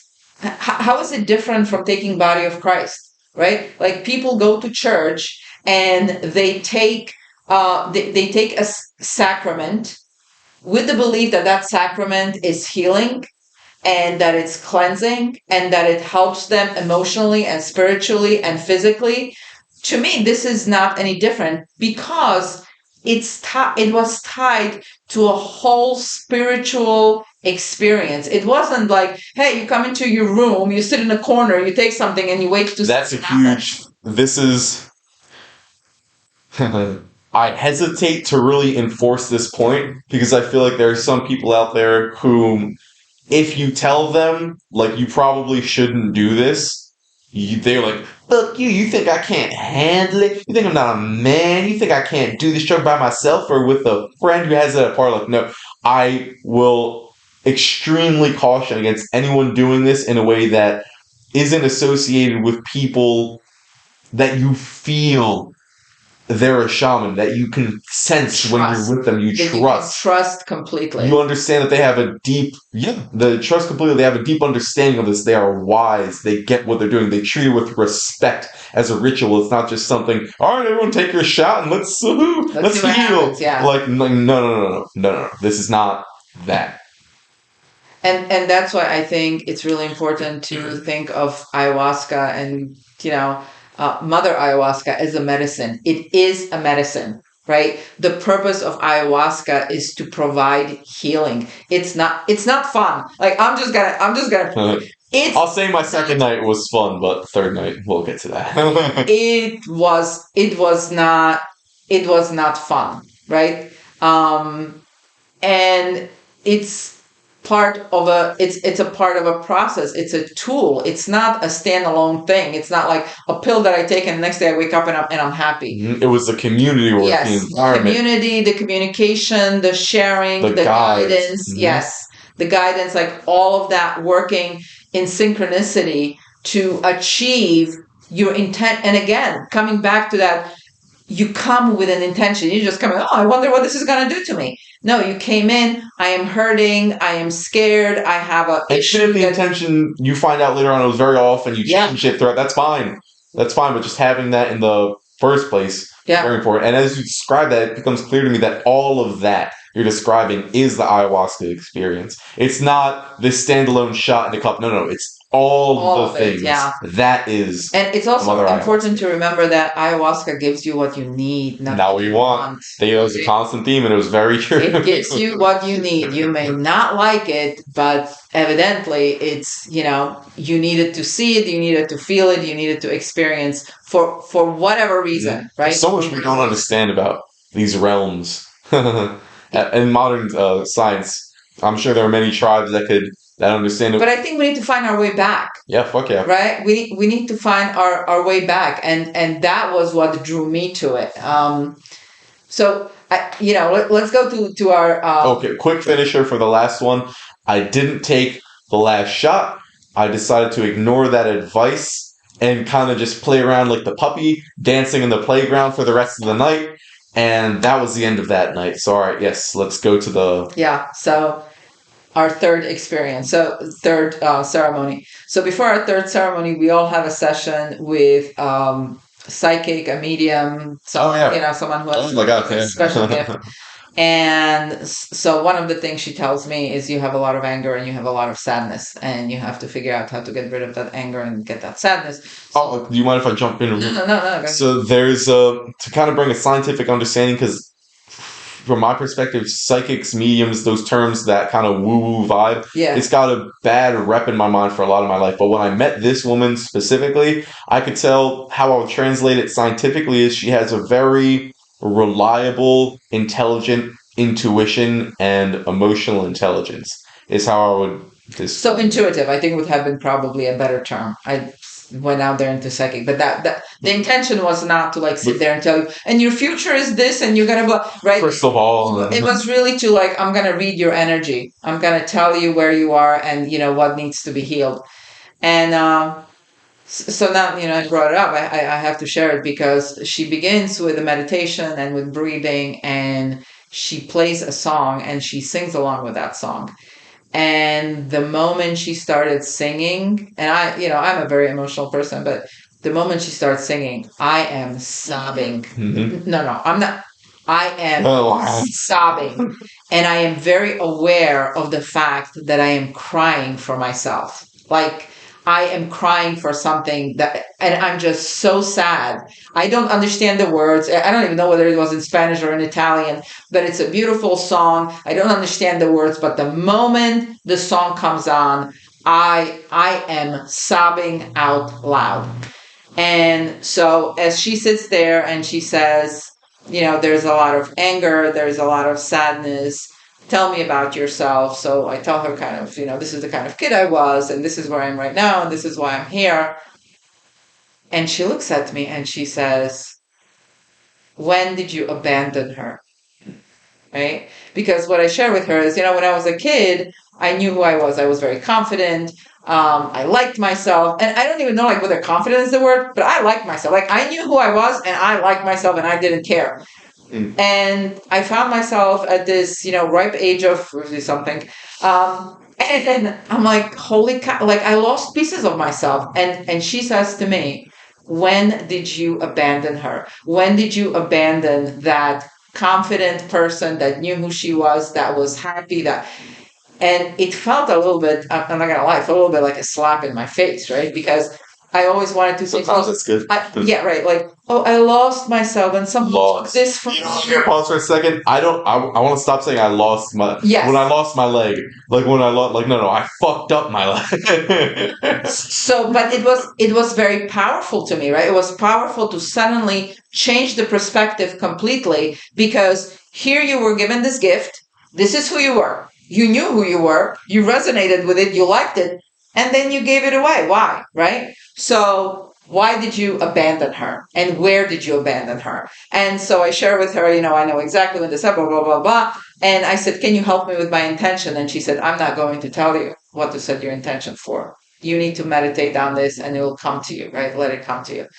So I'm going into my third ceremony, and once again, I have my disease of, I know what's going to happen now. Right? So the first one I went in, I'm going to come in, a picture is going to come up, I'm going to see my dad, I'm going to cry, and then I'm going to feel healed. Yeah, that didn't happen. The second ceremony, I go in just, okay, whatever, clarity, I don't even know what that means, let it happen. And it's just this mind-blowing experience, right? And once again, I go into my third ceremony going, I know what's going to happen. I'm going to take a shot of ayahuasca and the light's going to come on and I'm going to see these amazing things. Well, before you go down what will surely be a very profound road. Yes. Pee break? All right. You have to pee? Yeah. Okay, you go pee. I'm going to do something with the camera, then I'm going to pee. Okay. We'll jump back in.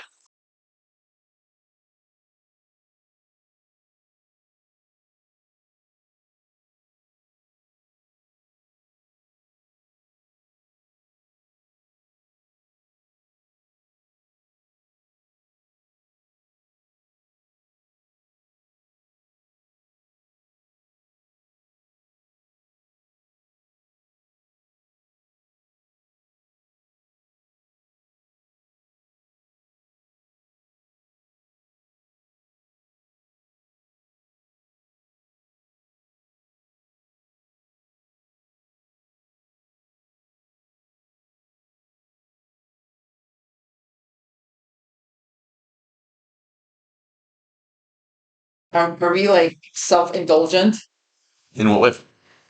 in like imagining that this is interesting to other people? First off, I know it'll be interesting to people because I know it is extremely interesting to me and you. that doesn't really translate I'm sure we share enough values with some people. Yeah.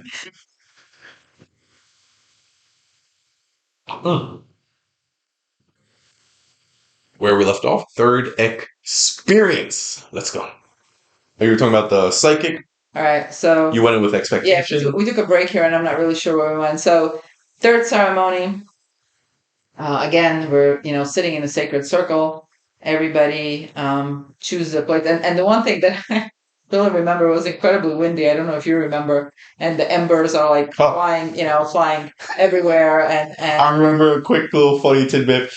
At one point, Sandra's saying something to the group, and Eno's fanning the fire, and Eno loves fire, right?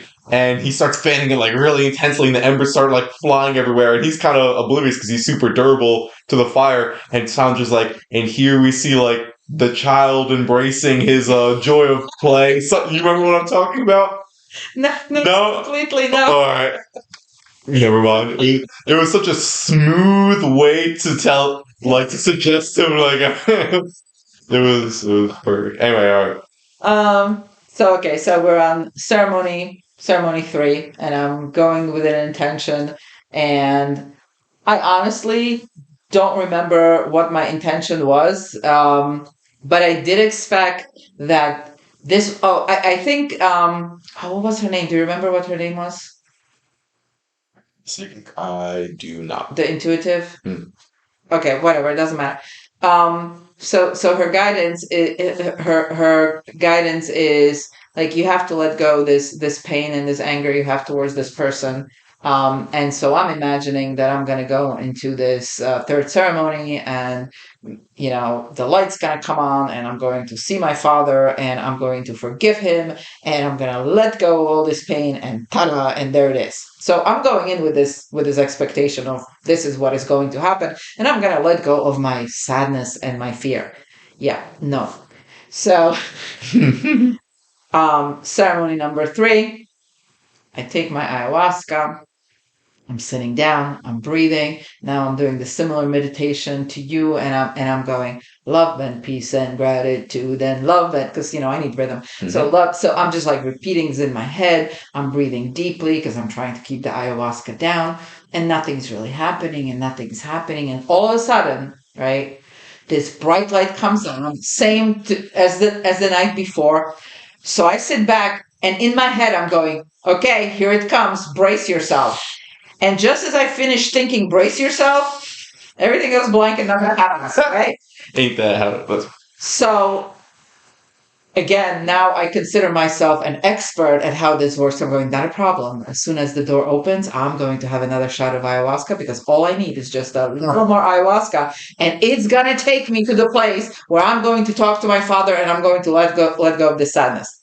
So the door opens, I go, I take a second shot of ayahuasca, and nothing's happening. My head is spinning like crazy. I can't open my eyes. And I'm just seeing these messy, confusing scenes. And something tells me that I have to keep a rhythm with the drum. If the drums are beating and my left foot is tapping with the drum. And it says, keep the beat this whole time. Your left foot has to keep the beat while this is going on. So I'm tapping my left foot, I'm tapping my left foot. And all these confusing, messy images. It's like there is a circus, and there is mess, and people are running around, and there is a gate.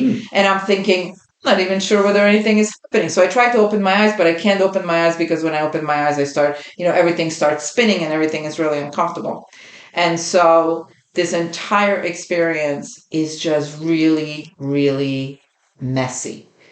And I'm thinking in my head, well, how am I going to be sharing this with people tomorrow? I'm not going to even be able to remember all the stuff that's happening, because so many things are happening, right? So just so you know, this is how present you are, right? But I am getting this guidance to keep and I can't stop tapping my foot, and I'm tapping my foot and beat, and I'm tapping my foot and beat, and I'm tapping my foot and beat. And I'm thinking, really tapping my foot and beat, or am I like doing this on purpose? Let me stop. So I stop tapping my foot, and the moment I stop tapping my foot, it's like this electricity goes through my whole body. So I have to like resume tapping my foot. And just for your information, for 6 hours. For 6 hours, I was tapping both of my feet. I was not tired. Sore the day after. It was like I was playing double bass drum. Like there were moments where I was just try that. Do that for like 2 minutes. Non-stop. My feet were keeping rhythm the entire time, and it was either one foot, both feet together, the other foot. But I could not stop keeping rhythm, as if there was something inside of me that was saying, this is the rhythm of your life. Like, keep the rhythm, right? So in my head, everything is really, really messy. I'm in this place, and I see a gate, and I want to go through it, and something tells me, you're not pure enough. And I'm thinking, oh dear Lord, you gotta be kidding me. Like, I have nothing in my system. All I have is a little bit of papaya, what am I going to be purging now? But the gate won't open, and the stupid conveyor belt shows up again, and I know that I'm going to be purging. So, did I already say that I took the second shot? Okay, whatever. I take the second shot, but none of the stuff that I anticipate is going to be happening is happening. My foot is tapping, I'm purging, and I'm purging, and I'm purging, and I keep, again, negotiating, right? I'm like, what am I purging? You've already, like, made me purge, like, whatever. So I finish purging, one gate opens, and I come into this place, and it's incredibly messy. There is just, like, mess and dirt everywhere, there's piles of garbage. And I'm looking around and I'm trying to get someone to help me. And no one wants to help me. Like, everybody's busy. Everybody's just going about their business and they're walking around and doing their own thing. And I'm in the middle of a town and I get up on a platform and I'm calling out to people to come out and help me. And they're completely ignoring me, like I don't even exist. So after trying to get help and trying to, actually at one point, I'm like trying to reach out to all of the people in our sacred circle, but they're too busy with their own stuff. And I go, okay, well, I guess there's nothing left to do except me starting to clean my mess up. Mm. So I start cleaning up the mess, and I'm surprised, like, how quickly I clean stuff up, right? And so I'm like, all right, well, I clean it up. I'm moving on to the next place. And these gates keep showing up. I keep standing in front of gates. And I keep, like, wanting to move to the next level. And I keep asking people for permission to go. But no one's cooperating with me. Like, at one point, I'm standing at the gate. And the person that's supposed to open the gate for me, like, goes for a lunch break. And just leaves me standing there. Fucking lunch break. And so I'm in front of a gate. And it says, you need music, right, to get through this gate. So now I'm really focusing on keeping the rhythm, and there's like 3 people there, and I'm trying to teach them how to play, and they have maracas in their hands, and I'm really annoyed because I hear the music coming in from outside, but it's not in rhythm. So I'm slapping my left foot like really hard, trying to get everybody to be like on beat. We gotta be on beat because we gotta make it through this gate. But everybody's just being like, frankly, really mediocre musicians. And I'm like, well, this is the best we got. So we stand in front of the gate and I'm tapping my feet and someone's shaking them up. But somehow this mediocre effort is enough to open up the gate. And so we open up the gate and now we're on the other side of the gate. And somehow, again, another gate in front of me. And there is, don't know why, but I am surrounded. By these African women. They're wearing what looks like an army uniform, and they all look exactly the same. And so now, after I clean up the mess and I play the music to open up to open up another gate, I am braiding these women's hair and I'm like turning them into my army so that they all have the same hairstyle. I don't know how I clothed them. I don't know how I braided all of their hair, but that's where I am. There's like a row of women that are now my army and they all look the same. And I'm walking forward and I'm being told, gather your army. And I'm like, what? Gather your army. So I turn around and really it feels like this homemade art. And I'm thinking, oh dear Lord, well, Pots and pans, kitchen knives. that's what I got, right? So I just go. See Bobby like at the ready.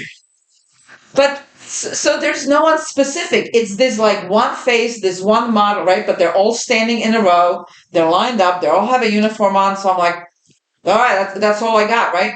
So I call them to come to me.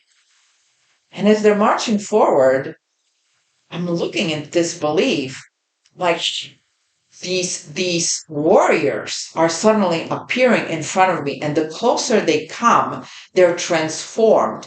And next thing I know, they're around me, and they're like trees. They're incredible. They're like these Amazon warriors with long hair, wearing these amazing uniforms, and they're surrounding me, and I'm completely diminished between them. I'm like this little spot, and there's these like gigantic trees around me, and I'm looking up, and I'm like, who are you? What's going on? And I realize that I am one of them. And as soon as I realize that I am one of them, I start growing.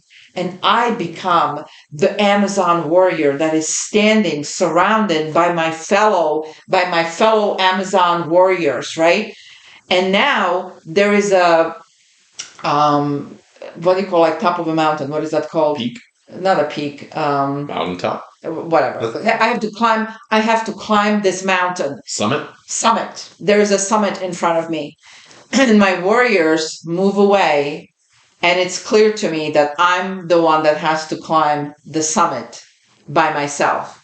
And so these warriors stand behind me. And again, the drums are beating, my feet are going, and the warriors are holding up the thing for protection. What is that called? Shields. They're holding up their shields, and they're beating on their shields because they can't go with me. And they're just like, right? And I'm like, all right, here I go. But here I am, and I have like this long flowing hair. I don't know. I guess I just imagined myself to be like a really amazing, really amazing. You saw the goddess in you. Yeah. And I'm like, this is awesome. So I'm going to climb the summit, and I'm preparing for this like incredible climb. And as soon as it starts, I'm on top of the summit. And I'm standing there, and I'm thinking, really? Was it that no, this can't be it. And I'm actually negotiating with the beings that are on top of the summit. And I'm going, guys, listen, I came here from New Jersey. This is the only time I'm going to be here. I don't care how hard it has to be. Like, give me what I need. Again, I'm being ignored because I can't believe that me getting to the top of the summit was like this momentary experience. I'm being ignored. And there are these beings. I can't describe them. All I can tell you is that there are beings on top of the summit. I am aware of that. I am facing them. And so I go, oh, okay, I guess this was it then. I guess there's like, a couple of steps where I'm on top of the summit.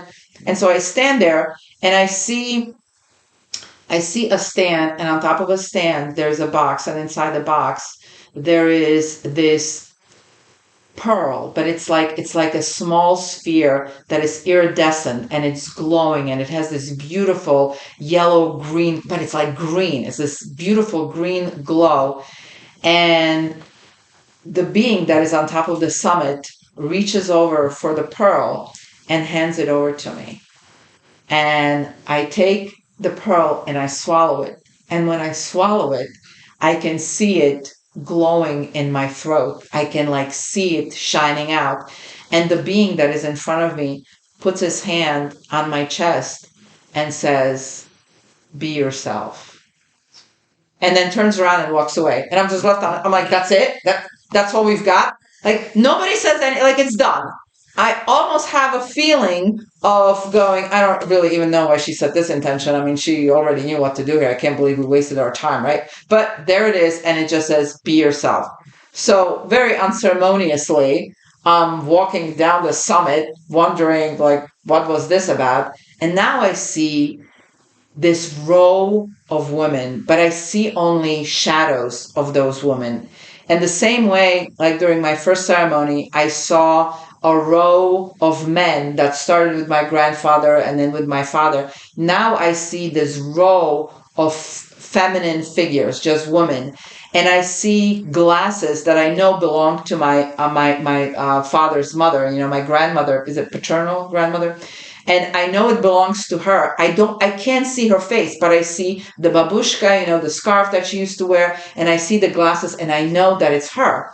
And then I look to the right, and I see my maternal grandmother, and she's standing there looking exactly the way that I remember the last time that I saw her. And she is crystal clear. She is present. She is right there. And she has this huge smile on her face. And I come over to her, and she holds me, and she just hugs me and is laughing and smiling as all these other women are leaving, and I'm with her, and I'm so happy in her embrace. And the strange thing is, I was never really, really close to my maternal grandmother because she lived so far away. She lived on the other side of the country. So I would see her for a couple of weeks, once a year. And that was that. But we are in this embrace, and it's amazing. And she lets me go. And with a big smile, she turns around and starts walking away.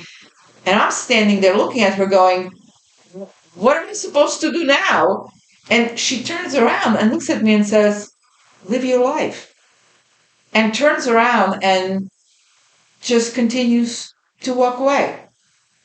And I walked away from from this ceremony with this clear understanding of, clean up your mess, gather your resources, be yourself, and live your life. And I thought that was just so spectacularly powerful, right? Because as I'm walking away from my experience, from my ayahuasca experience, I've got these crystal clear messages. And I'm a very like no nonsense person. And the way it was communicated to me was so crystal clear so that I don't have to try to figure out, nothing deep, like I'm nothingness. And no, it was like, use your creative energy or you're going to get sick. Live your life, be yourself, clean up your mess, and gather your resources. But then there's an experience that, again, I'm sharing with my son. So the same way as after our first experience where he had his emotional release and I had an opportunity to see him be reborn, I am now watching him go through his last ceremony. And he told me before we went into the ceremony that he was going to take as much ayahuasca as possible. And so I was ready for him to suffer a lot, right? And now as I am done with my process, I see him. Oh wait, can I jump in at this point? Yes. So I feel like then I can get up to this point of my story and then we go can ahead. Okay, first I want to say before I forget, quick story in the ocean. So we're right by the ocean in this little villa, and I go out swimming one day, and I can't recall if this was before the second night or the third night, but either way, the lesson in it I feel like is really important and worth sharing. I was swimming, I was out there swimming, and I get those thoughts of sharks and those sort of irrational like fears while you're out there in this great waves and Ocean, right? yeah. And I'm there, and I recognize like the most dangerous thing right now is most likely my own thoughts, myself, like putting myself into a panic. That could be the difference between I come up from the water, I get hit with a wave, and I start freaking out and gasping for air, then another wave hits me and it's this downward spiral. And as opposed to I come up for air, I get hit with water as I try to inhale while, the salt's still in your eyes, so you're a little blind, but you want to inhale, and calmly just be like, all right, face away from the wave, open your eyes through the salt so you can see the wave, and calmly just breathe, you're okay. And I recognize, like, okay, one, I'm the biggest danger here, combined with the ocean itself. The ocean itself is one of the biggest dangers here. The currents and all that, and the waves, not a shark or some obscure crab pinching my toe off or whatever nonsense. But those are real, but they're less likely. Anywho, and I get to a point where I'm underneath the water, which I love to be, and I kind of start to it's funny that you say you get this concrete, very grounded in reality view of life when you're going through your ayahuasca experience, like this is what you need to do. But when I was in the water, I had this sort of vague understanding of dance with the water, dance with the ocean. And I started to kind of like let the currents move me, and I was doing all these weird movements under the water. And I applied that later when I was taking ayahuasca, like dance with the ayahuasca, and even more so, I'm forming more and more this idea and trying to understand this as a skill of dancing with life and seeing a dance as sort of a microcosm for life itself, right? There are all these forces that you don't necessarily control, but you're trying to move with them in a harmonious way. Anyway, so that's a cool little story about the ocean. And so I meet the intuitive, the psychic, and I go through all this stuff, and I don't really remember much from it except from this one thing that I took away. Before I say that, I'll preclude it with Sandra told me that she can tell that I'm really good at finding happiness through external means. And I would translate that maybe singing, dancing, exercising, doing the stick, reading, whatever. But I need to find an internal sort of joy. And I'm still trying to find out exactly what that means. And I sync that up with this intuitive who told me I need to kill, these were her words, I need to kill this sadness in me. Like she looked at me and she could tell almost immediately. She's like, why is this sadness in you? And this is after the second night, which was for all intents and purposes, in the moment, a very enjoyable night. But afterwards, I didn't know what I felt lost. There was this question of if nothingness was so enjoyable, Why even be something? And there was this sort of call to the void, this call to death. Like, well, maybe that's just this wonderful joy, and if you're looking to feel good, maybe that's the way to do it. Why even bother continuing living? And there was this like, whoa, hold up a second, I gotta sort through some stuff here, which was interestingly clarified by Sandra later as she interpreted what I told her about being in complete nothingness. She said, what you described, that's being completely present. There's no difference between being everything and nothing, just being fully in the moment, whatever exactly that means. And I would love to have that interpreted scientifically. I think you said almost perfectly earlier, not being the observer of what's happening right now. Because you can kind of do that if you want. Yeah. You can be like, I'm in pain, but I step away and I'm looking at it rationally, commenting on it, which in the first episode with us together, I described that for my cathartic night. I could hear that rational voice. So, anywho, so I had to kill this sadness within me. And I don't trust that diagnosis fully yet. I still need to, I want to understand more deeply before I kill something, right? Because that's an irreversible act to like kill. It's a very final thing. I need to understand what is this sadness first. Like, I don't want to just go with your word. I need to, this is a personal thing. I need to understand it first and question it and before I go about killing something within me. But that's stuck with me and I'm still trying to figure out exactly what that means. So where to go from there? The DMT. Yes, this was another thing I did. You could pay extra if you wanted for what is called the God molecule, the 5-MeO bufo DMT. I can say both was. Burger food. Sounds like a nice like fried snack at a Chinese restaurant, but so only a few of the people who went there did it, and I went there, and you smoke it, and it's a very quick trip. It's like a 20-30 minute trip. So I take the first hit, you take the hit until you can't take a hit anymore, and then you hold it for as long as you can, and when you let it go, it hits you. And everything I've heard about Bufo is that it shoots you their consistent stories. A lot of them. This is probably the majority of people who do this experience getting shot out of their body. They go speak with other beings. They say it's not like a dream. Like, no, I would literally go to another place and talk to these strange beings. I didn't have that experience. I think I need to take more. I'm finding resistance to certain sorts of psychedelics, but I had some sort of experience, right? So I take the first hit, and there's this resistance. There's this. I think it's a leftover. Um, the first night when I wanted just the pain to stop, and that spirit, we'll call it, that spirit of self pity for the pain you're going through, desire for the pain to just stop, desire to not feel more pain. I felt that pop up because my stomach started to hurt when I took the first hit of the bufo. And a quick side note, Sandra was describing when you take these certain medicines, ayahuasca, if you feel pain specifically in your stomach, like a lot of it, that's a symptom of emotional repression, which is very, very, very fascinating. If you look into the literature on the amount of your nervous system that's collected right at your solar plexus, where people call your stomach brain, your other brain, and how that connects with emotions. And when you tack that onto the deeply cathartic night I had the night after, I feel like there's a lot of truth to that.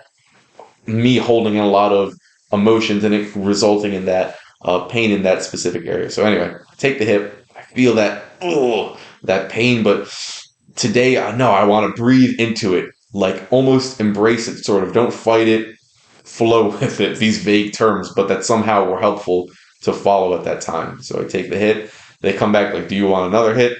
I remember specifically, I was like, yeah, take another hit. Come back later, like, do you want another hit? Because they can tell, like, I haven't shot out Right. yet, and then they're like, all right, like, you probably need more. So I'm like, okay, fucking yes, give me the other hit. Embrace it, like it hurts. Fuck it, like this is my opportunity to do this. Go for it. And I take the final hit of that experience, and I'm in the grass, and I start to I take off my shirt, my pants, and they told us beforehand, if whatever you want to do, you're responsible for yourself. But if you want to get naked, if you want to scream, like, feel free. This is a space where you can do that. It's okay. Do what you want to do.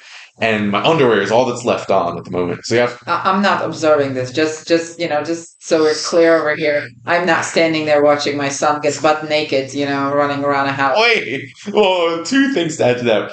When the ceremony for the DMT started, they did two separate ceremonies, and at this particular one, it was just me and one other guy taking the bufo. And mom, little did I didn't even know this, was standing away at a distance recording with the camera, but you felt like you were kind of intruding. Yes. Yeah, you wanted to just let the ritual be. So mom left while I was still fully clothed. I really did it because I wanted you to have a memory of it. I had no intention of standing there the whole time. I would have been interested. Yeah, okay. You're watching it, I imagine, and analyzing it. Only as a necessity. Yeah. So my leg is off. You have to visualize this. My leg's off. I'm in my underwear, and I'm like, this is no, like, oh, take it off. Like, that's that last layer of unnecessary repression and self-control. Like, that's what I felt later. That was what it was symbolizing. This underwear, this piece of cloth. And I was fighting. There was a lot of fighting. Like, no, fucking don't. Like, keep it on. Obviously, like, people around me, you're fucking butt ass, hairy ass. Yeah, shady. Like, you don't want your legs off. That would be like not the sexiest look to have right now. But fuck it, I fucking took it off, feel on the way to the wind, and I just start rolling around in these strange acrobatic, like, imagine a reverse somersault. So there's the somersault that goes over your shoulder here. Imagine that equivalent going over my chest. I'm like diving backwards, somehow not hitting my head up. I did it once, but not hitting my head. I'm rolling over like this part of my body, just going back and doing this. Glad I didn't see that. And these revelations I question because I still don't understand a lot about the psychedelic experience, but there were, like, in the moment revelations of this flow you're in right now, this release. You're not controlling anything unnecessarily. I was still cognizant. I wasn't rolling into like their instruments they had. There was a responsibility to it. So it wasn't total let go where I'm not controlling anything I'm doing. But there was a release of a lot of control, a lot of unnecessary. So what did you see? Like, did you actually have? I didn't really have visions. No, just this sensation of. My visuals changed a little bit, not very much. There was a cool, maybe lights looked a little cooler, or the sky looked a little. Maybe I saw a couple very faint lights. Like if you look at a light and look away and you see, you know what I mean? The remnants of that light, like stare at it and okay, there's some light here now. Yeah. Imagine seeing a lot of tiny versions of those if you look up to the sky, things like that, and things just looked cooler. But it was much more in my body for this experience. And so anyway, rolling around, there was a strange understanding of anytime you're suffering or resisting the flow, this God flow, it's inevitable that, like, don't worry about it too much. Whether you see someone else in a lot of pain, yourself in a lot of pain, because inevitably you'll return to this, what you're in right now, this rolling, this dancing, this flowing. And I don't know how true that is, but it felt really true at the time. Anyway, so that was my DMT experience. A lot of the lesson in the beauty of releasing unnecessary restriction. And being in the moment. Oh yeah. Right? Like the power of being in the moment and just experiencing whatever that moment is 1 millisecond at a time. And breathing into the pain if that was necessary at the time, not always running away from it. So, okay, so the last night I'm going into, I don't have an intention. I don't know what the fuck. You asked me beforehand, like, what, are you ready? And I'm like, not really. I remember your only intention was, I'm going to take as much of this stuff as possible. Like, I'm just going to keep taking ayahuasca and keep taking ayahuasca and keep taking. So I knew he was going to be in pain and he was going to be in a lot of discomfort. Because I knew I would regret if I didn't follow that one piece of advice that I didn't follow the other two nights of just, if you're ever questioning or doubting, should you take another piece? If you're even thinking the thought, should I take another one? Take another one. Yeah, I was like, all right, tonight I have to follow that, or like I'm done with regretting not doing things like this, so going for it, full send. And while after I take the first shot, I'm sitting just looking at the stars, wondering what the fuck should my intention be. And eventually, I arrive at this conclusion: what does God need to show me most? Like what? And there was a strange. Never mind. That would be semantic, unnecessary. But what does God need to show me most? What do I need to see most? What do I need to do most? What do I need to see most? And I was hesitant and afraid to accept that as my intention because it's that, big. yeah, that could mean who knows. Like when you say, "What does God need you to do most?" Well, kill everybody here. But like I don't know what God needs or wants most, and to really give yourself over to that, it was scary. I'm like, what if it hurts a lot? What if it's not worth it to me as an individual, but it's worth it on some God level? Like, I don't know all these things. It's But I was funny.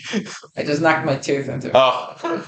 Yeah. So okay, but I embraced it and like, all right, we're going for it. And I wanted to hit this experience that the other shamans talk about. They always said their best experiences were when they let go, when ayahuasca took over, is kind of how they described it. And I translated that in my head as if I just take enough, that'll happen. Like it will happen regardless. And so I kept taking shot after a shot after a shot. And I kept repeating in my head, just like I did the second night. Fascinatingly enough, and feel free to jump in if you want. I don't want to just talk the conversation too much. No, no, because it's your turn. I'll just jump in when I get to like watch you, suffer. Okay. I'll give you my perspective of what was going on. You give yours. All right.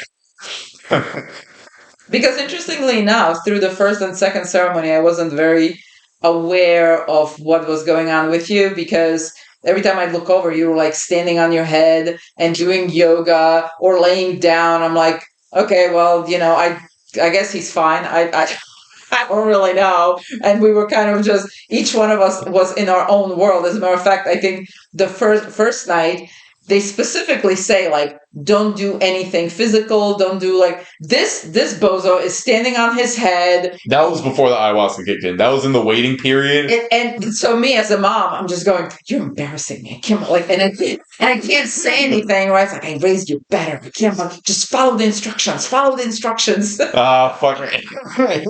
Sometimes you gotta Yeah, so this the last ceremony was really the first time that I kind of connected with you during the ceremony while we were in a circle. Like before that, I think each one of us kind of had our own individual experience separate from each other. And yeah, I guess you worked through your stuff enough that you could start to kind of look around and the second night it was fun. The second night we kind of connected by the end. But anyway, okay, so for some reason I felt that I had to let go of this love, love, love, love. I had to let go of those four pillars that they told to guide us. There's this strange part of me where what if the people that have been doing it all along for years and years, all that culture, what if they missed something?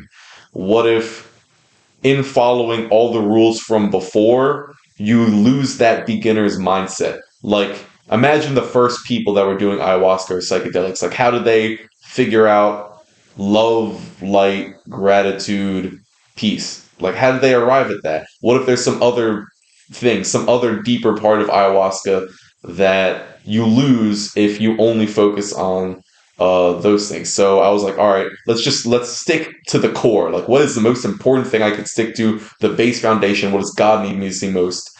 And I just kept repeating that ad nauseum in my head for like 6 hours. And every now and then, other things would pop in. And there was a lot of self pity. Like the first night, there was a lot of increasing my own suffering. And I could tell, like, the way I'm thinking, the literal words going on in my head when I would break away from the mantra and the feelings and the things I'm focusing on, it's making me hurt more.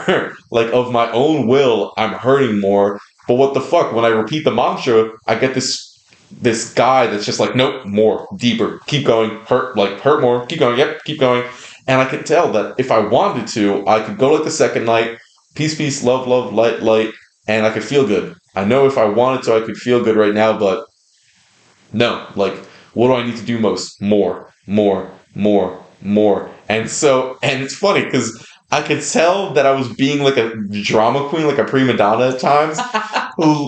And there was something about that.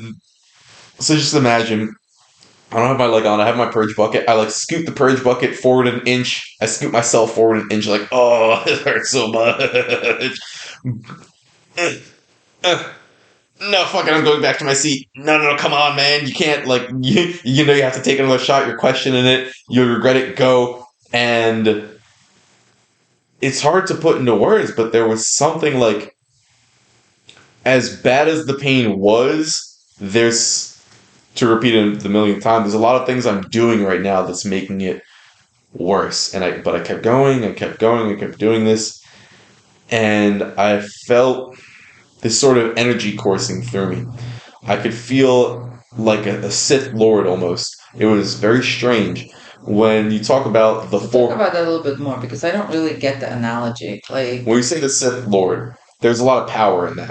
There's a lot of strength in that dark side, so to speak. That stereotypical, using rage as fuel, fear as fuel, suffering as fuel. There is oftentimes in our culture it's described as a bad thing. Like, no, use the positive emotions as guiders. Like, just imagine Yoda. Like, anger can be a constructive force. It's that thing that like drives you to do positive things, right? To do constructive things. and there's definitely been a part of me that's resisted that a lot. There's been a lot of me that, like, you see this tattoo. This is when I say this is my version of Jesus. I'm not joking very much. When you talk about a character in a story that you view as an idol, like someone to guide you through your own life, like this is for me as a kid. This was my Jesus, Monkey D. Luffy, and this he was usually very happy, cheery, upbeat, and I always thought, like, all right, do that. And there are times, obviously, when the best thing to do is be mad, be sad, be all the emotions, right? Like the Inside Out movie. But I think it's also the concept of embracing all of the sides, right? The dark and the light, and understand that they both play a role and they're both a part of you. I think when you spend a lot of energy suppressing the dark side, right, it doesn't allow you to be your whole self. You lose a lot. And you lose a lot because you need the dark side as well. It can protect you, and sometimes it's necessary, and you have to understand it so that it doesn't overwhelm you. There are parts of it, yeah, you definitely don't want to control, but by the same token, you may have things in that category of don't be this person, but it shouldn't be in that category. It's incorrectly placed into the category of evil person. Yeah. So anyway, so I keep going,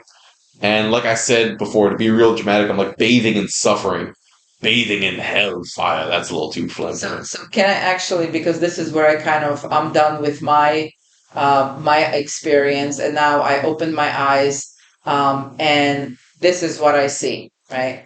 I see my son with his prosthetic leg off, with his residual limb, laying on the floor with a bucket in front of him, and I can see he's in pain.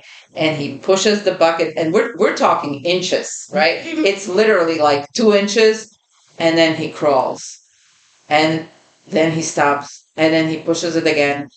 And so as I'm watching him, and my kind of, I'm gonna say my trip, but I even hate using that word. I will say the part of the ceremony where I was unable to participate with everyone else, I was inside my head, right, is over, and I am now like fully observing what's happening around me.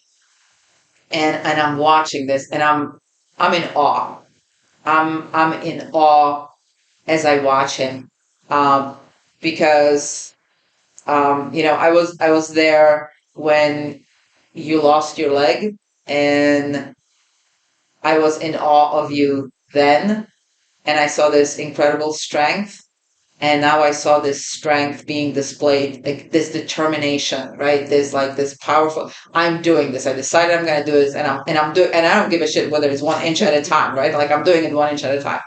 And so as a mom, I'm sitting there and I'm thinking, you know what? I just want to I want to send some positive energy, and because I'm coming out of my ceremony and I have this mental image of the Amazon women that are around me and I'm part of them, I summon them. I like summon them, and I want to help my son. And so we are now surrounding him and trying to like give him a healing, and give him strength. And the funny thing is, like, as we are around him, I want to reach down and I want to soothe him. And one of the leaders slaps me upside the head, right? And she's like, "You're not the mom. you've completed your journey. He is on his warrior journey. You have, like, we stand here and we have to support him in it, right? And like this reminder of he is his own warrior. He is on his own journey. And I don't get to be a mom anymore. I need to step back and I need to let him do what he needs to do. And so we're standing over him and he's crawling forward, and the leader says, "Warrior, you've suffered enough. It's time for you to rest." And he moves forward. And she says again, "You've gone above and beyond. It's time for you to rest." And at some point, he just stops, and I see Eno like come to him.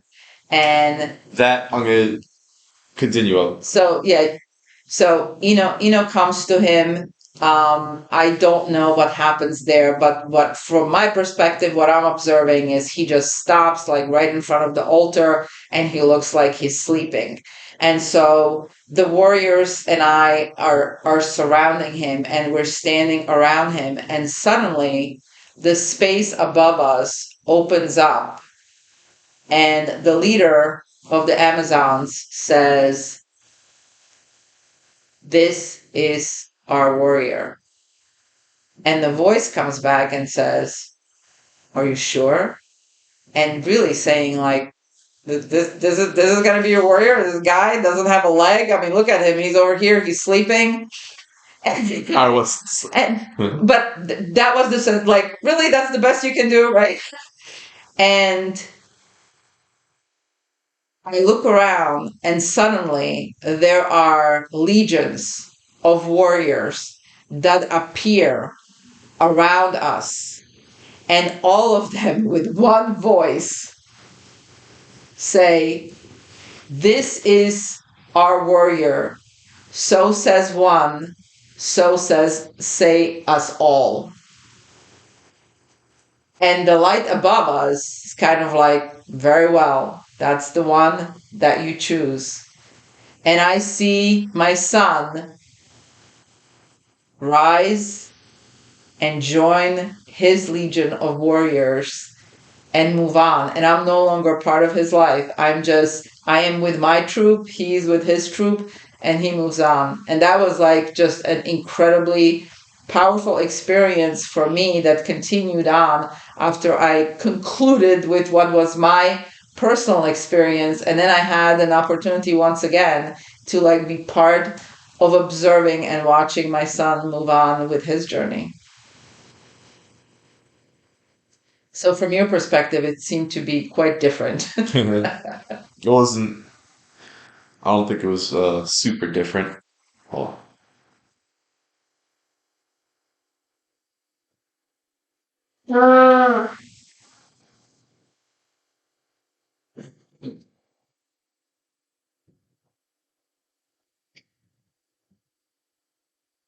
Are you okay? mhm. What's happening right now?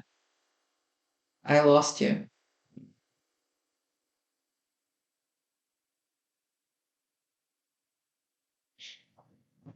So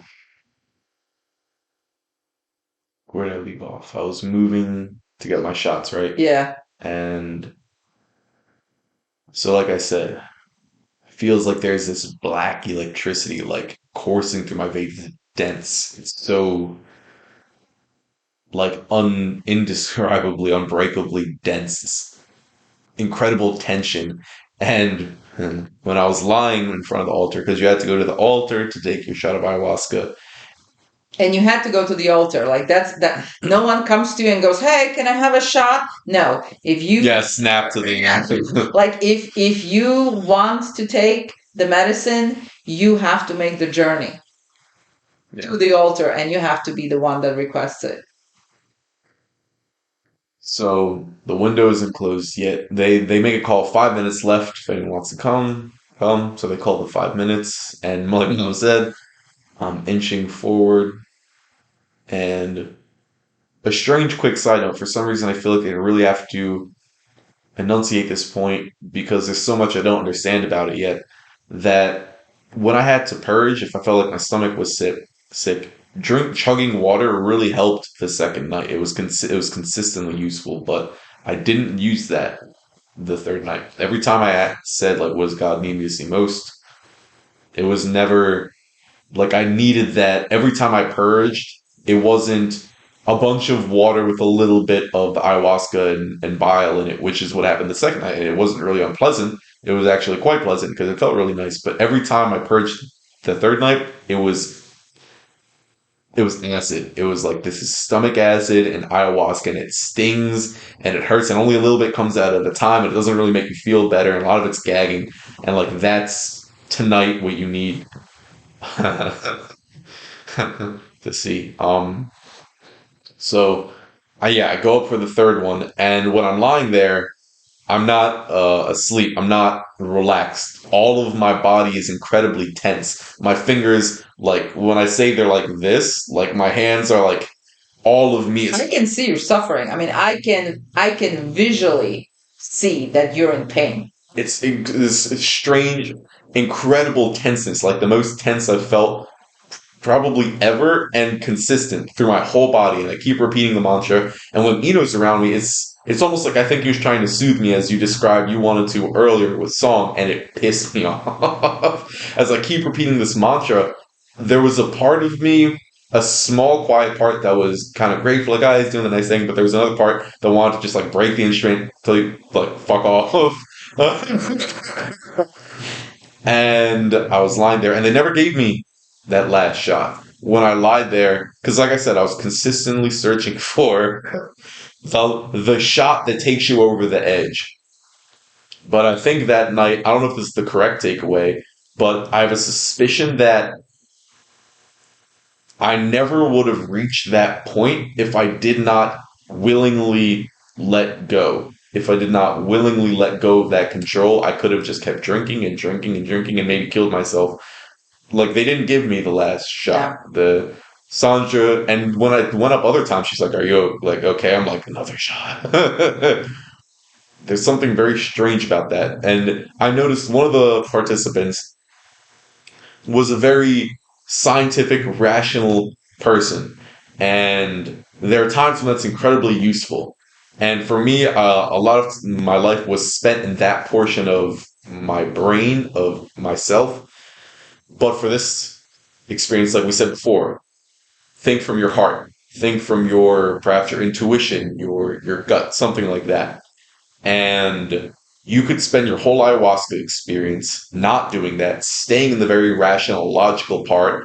And I don't think we would have ever had the experience we had the second night or the third night if we did that. And that was the first night, I think. We were very much in that thinking brain, not tapping into feelings, sticking with expectation, maybe rationalizing like what the fuck's going on, things along those lines. And the third night, it was like I stayed in some equivalent to that the whole night. And it's like, no, you can drink as much ayahuasca as you want.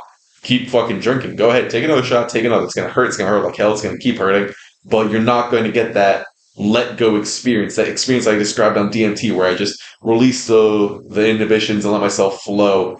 That this night was inhibition to the max. It was like hammering a sword, and like I've told you before, like you're hardening the steel. And by the end, I sat there, and they closed the door. They closed the ceremony, and there's a this beautiful saying Omateo that we said. It's almost like thank you very much. It's the equivalent to in yoga. What do they say?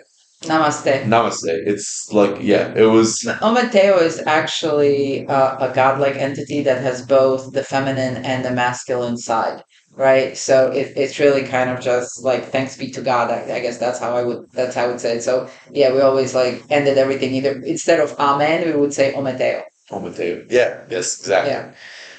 And when they were saying that, I'm right at the podium, the not the podium, Alter. the altar, and they're doing this very respectful, ritualistic, like blessing and closing of the ceremony. And when I keep repeating the mantra in my head, there's this impulse I feel to like turn my back on them. Like as they're saying it, I didn't say on Mateo because when I repeated the mantra, there was this strange desire to like fuck them. Like, no, none of that. Like, you're going to feel what it's like to almost betray your comrades, your family, to turn you. I don't even know if that's exactly right. I feel like I'm missing something when I say that.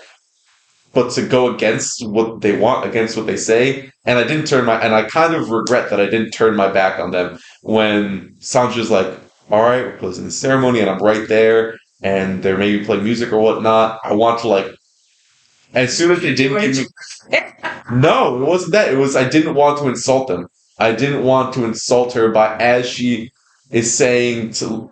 I forget the exact thing she said to me or said to the group. I want to turn my back at the most sacred point in that ritual is when the impulse told me like turn around in the most disrespectful way that you can and back away. And when I repeated my mantra, like that's what it was like pulling me to do. And I was like, no, I don't want to fucking do that to them, to insult this ceremony, insult them, and this greatly disrespect. But I regret almost that I didn't do that. You know what this feels like to me as you're saying it now? It almost feels like you asked God what God needs from you, but you didn't really want to hear it. Like you weren't ready yet.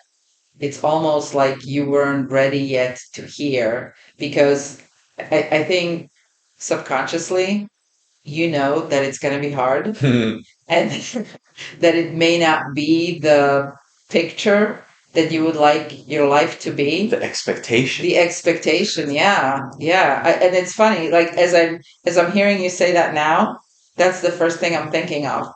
Because when you described it before, it was like you're being forged like steel, and it's making you stronger. But now now that you're sharing those nuances, right? You're sharing those nuances of the feel. It's like this feeling of resistance, like fuck you. I don't want to hear what you have to tell me. I'm gonna do what I want to do because it's my life. It was a fuck you, but when I say the Sith Lord, the reason I add that is because there was something very dark in there, and I have a suspicion that there is not only something good in that spirit inside of me, that spirit of rage, resentment, resistance, suffering, but there's also the potential for it to become Yeah. the Sith Lord if I don't. I've heard it described as integrate it into myself well. To be the person who does stab your family in the back and betray them with this desire that isn't harnessed correctly. I'm not exactly sure. I think it's more just awareness. Like be aware that you can be powerful both ways. Like you can be super powerful with bringing light into a situation, but you have the potential to like walk into a room and slit every single man's throat. Like just to know that about yourself, right? Yeah. That's a super like I kind of know that I couldn't do that. But oh, okay. I guess you're just gonna have to slit my throat because I'm afraid that I'm gonna hurt you. Yeah, right? Yeah. So, yeah, I think you have a little more. As we're sitting here and as we're talking, like all I can think about is, holy cow! I gave birth to this human being. Like I went in there going, purpose. And my son's like, and then I discovered the meaning of life. And Buddha appeared, and the depth was like, holy cow! But it's really powerful. The amazing thing is that the more time we talk about it, the more layers we seem to uncover. And we haven't talked about it a million times, but we certainly have shared this experience a number of times while we were there, when we came back. We like going back to it because I think it had such a profound impact on both of us. And I think we both recognize that each time we share it, we discover a little bit more, like a little bit more of the truth is revealed. I wouldn't be surprised if that continues for years. It does for me. It's certainly things continue to reveal themselves to me. So yeah, and somewhere along the way, there's going to be a place where you go, okay, I'm ready for more, right? Like for now, thank you. That was enough. My plate is full. Just gracias. Yeah. So what I would want to ask you a question. If you had to summarize in one sentence or one short paragraph, what was the most important takeaway from the experience that you had in Bluestone ayahuasca, at the retreat, actually taking ayahuasca. From the ayahuasca specifically? Yeah, I was like, no, the whole experience, because I think that all the pieces are integrated, right? Um, so what did you walk away with? In one sentence. So to compress it, One paragraph, short paragraph. no, all right, we'll keep it to like a sentence, two sentences. Try to really. Okay. Um, Life is probably going to entail a lot more suffering than I expect, and perhaps I can rise above it. I want to avoid sounding so corny in that It's corny at all. there's something that feels kind of off when I say that, but also it feels right. I'm not exactly sure why I feel such a hesitation to say that, but definitely the first part. And then there's a part of me that wants to tie a happy ending to that, like a little bow at the end of that sentence, that I hesitate to, and I'm not sure.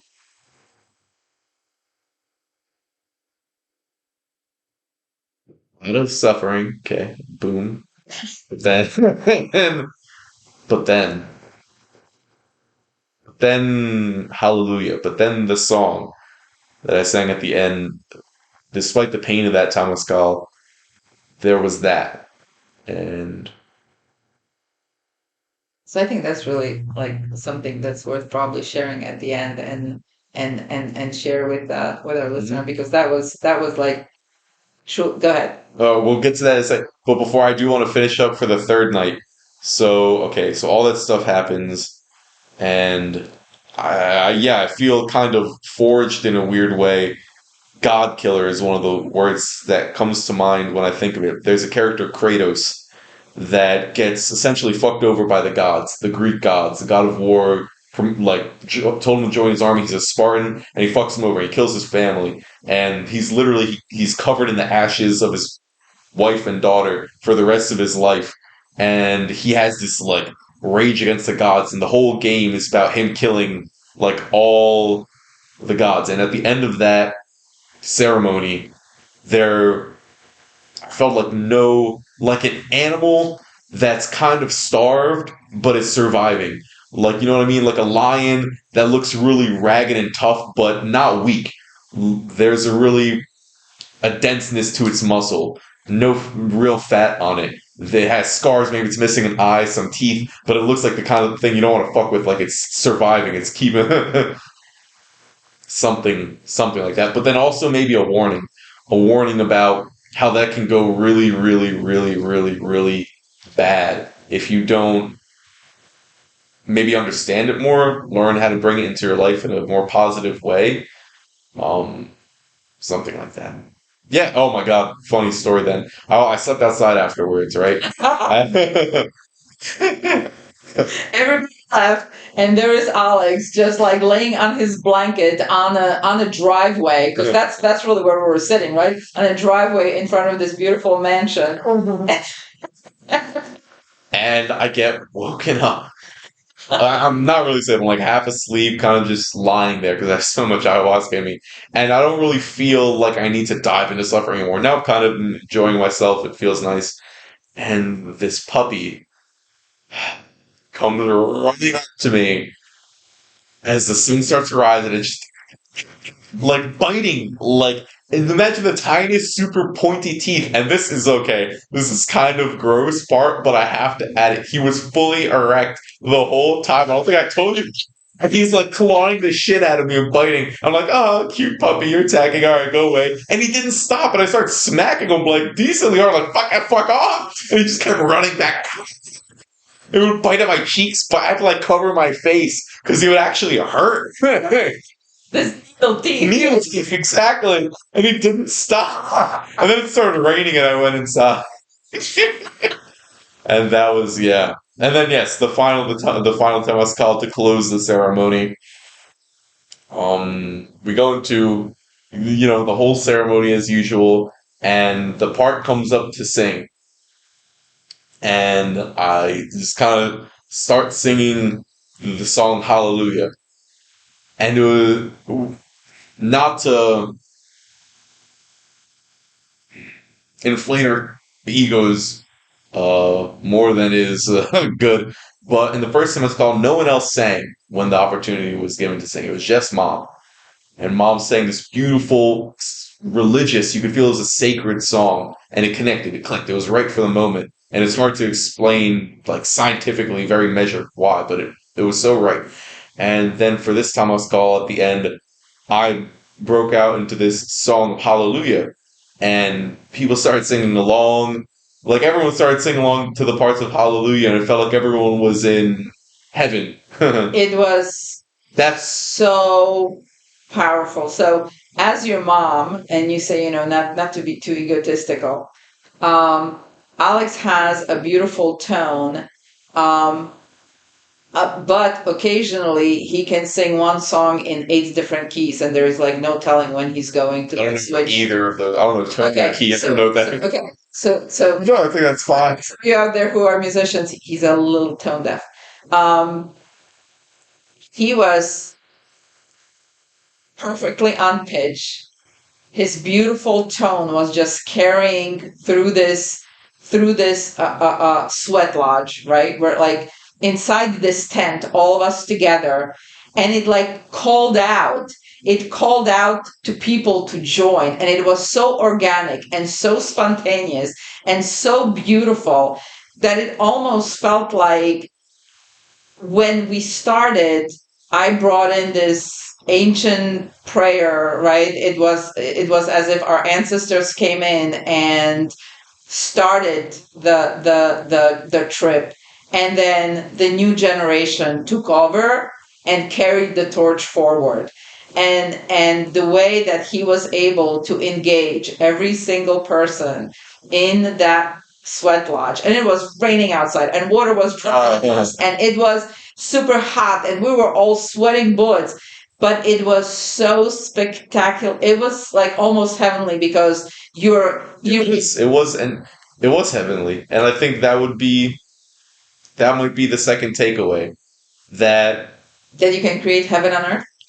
yeah, yeah, exactly. I mean, so Even in the state of sweat lodge, even when everyone's at like maximal discomfort, like the but no hot. one felt the discomfort. So we're in the space, and I can't see him. He's across the pit from me. I can't see him because the steam is so thick and it's so hot. We're only like 5 feet from each other.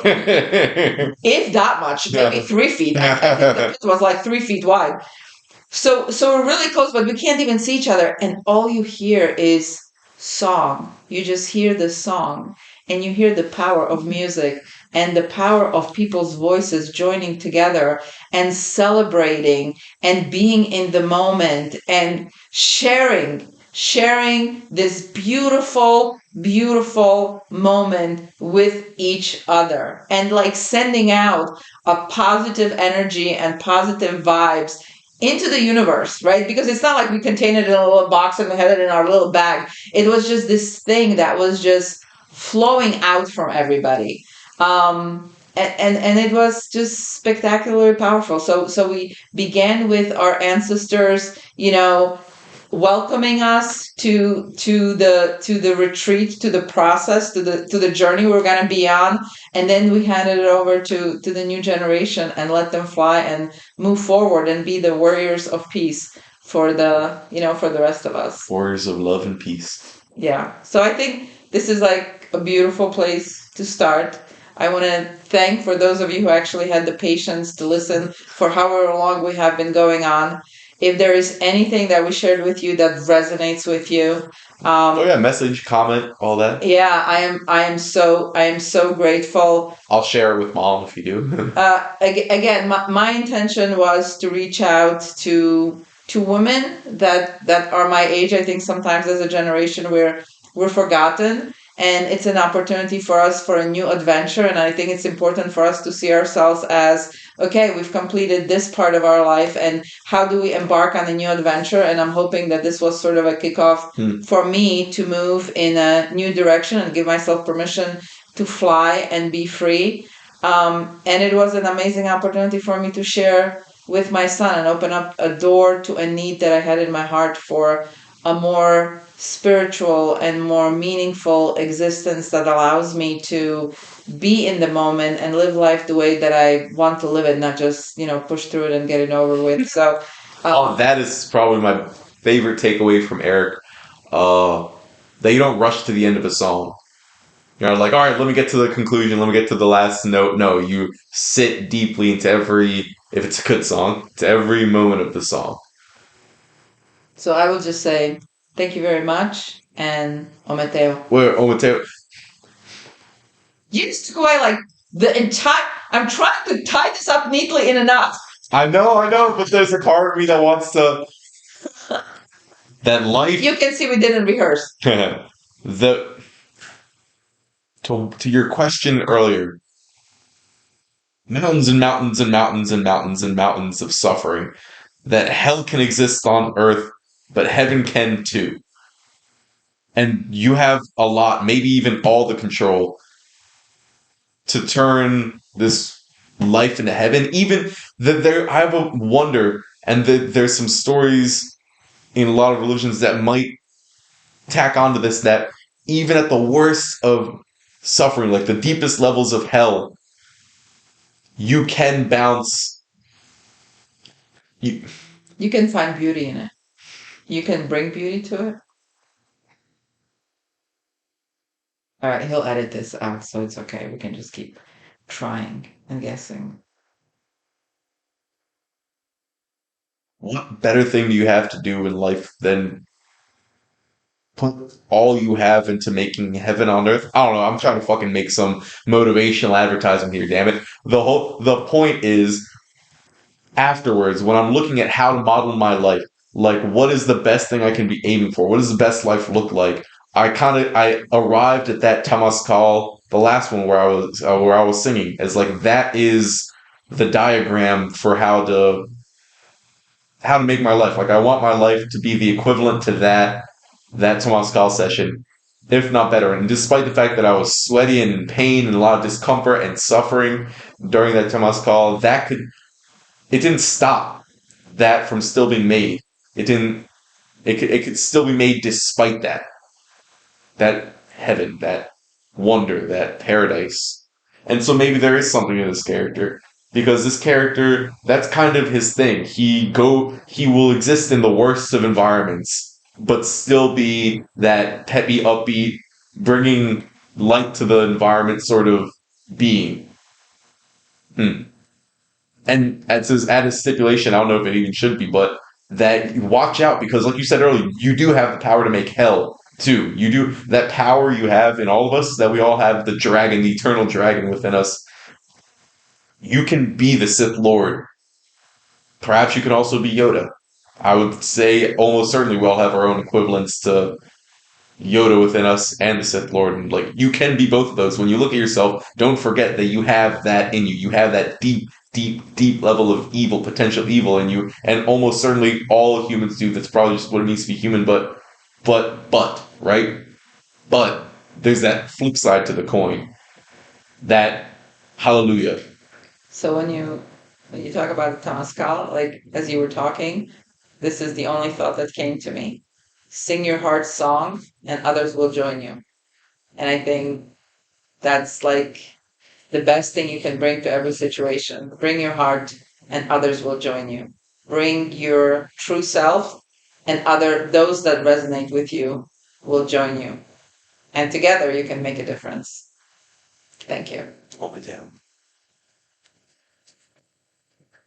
2 hours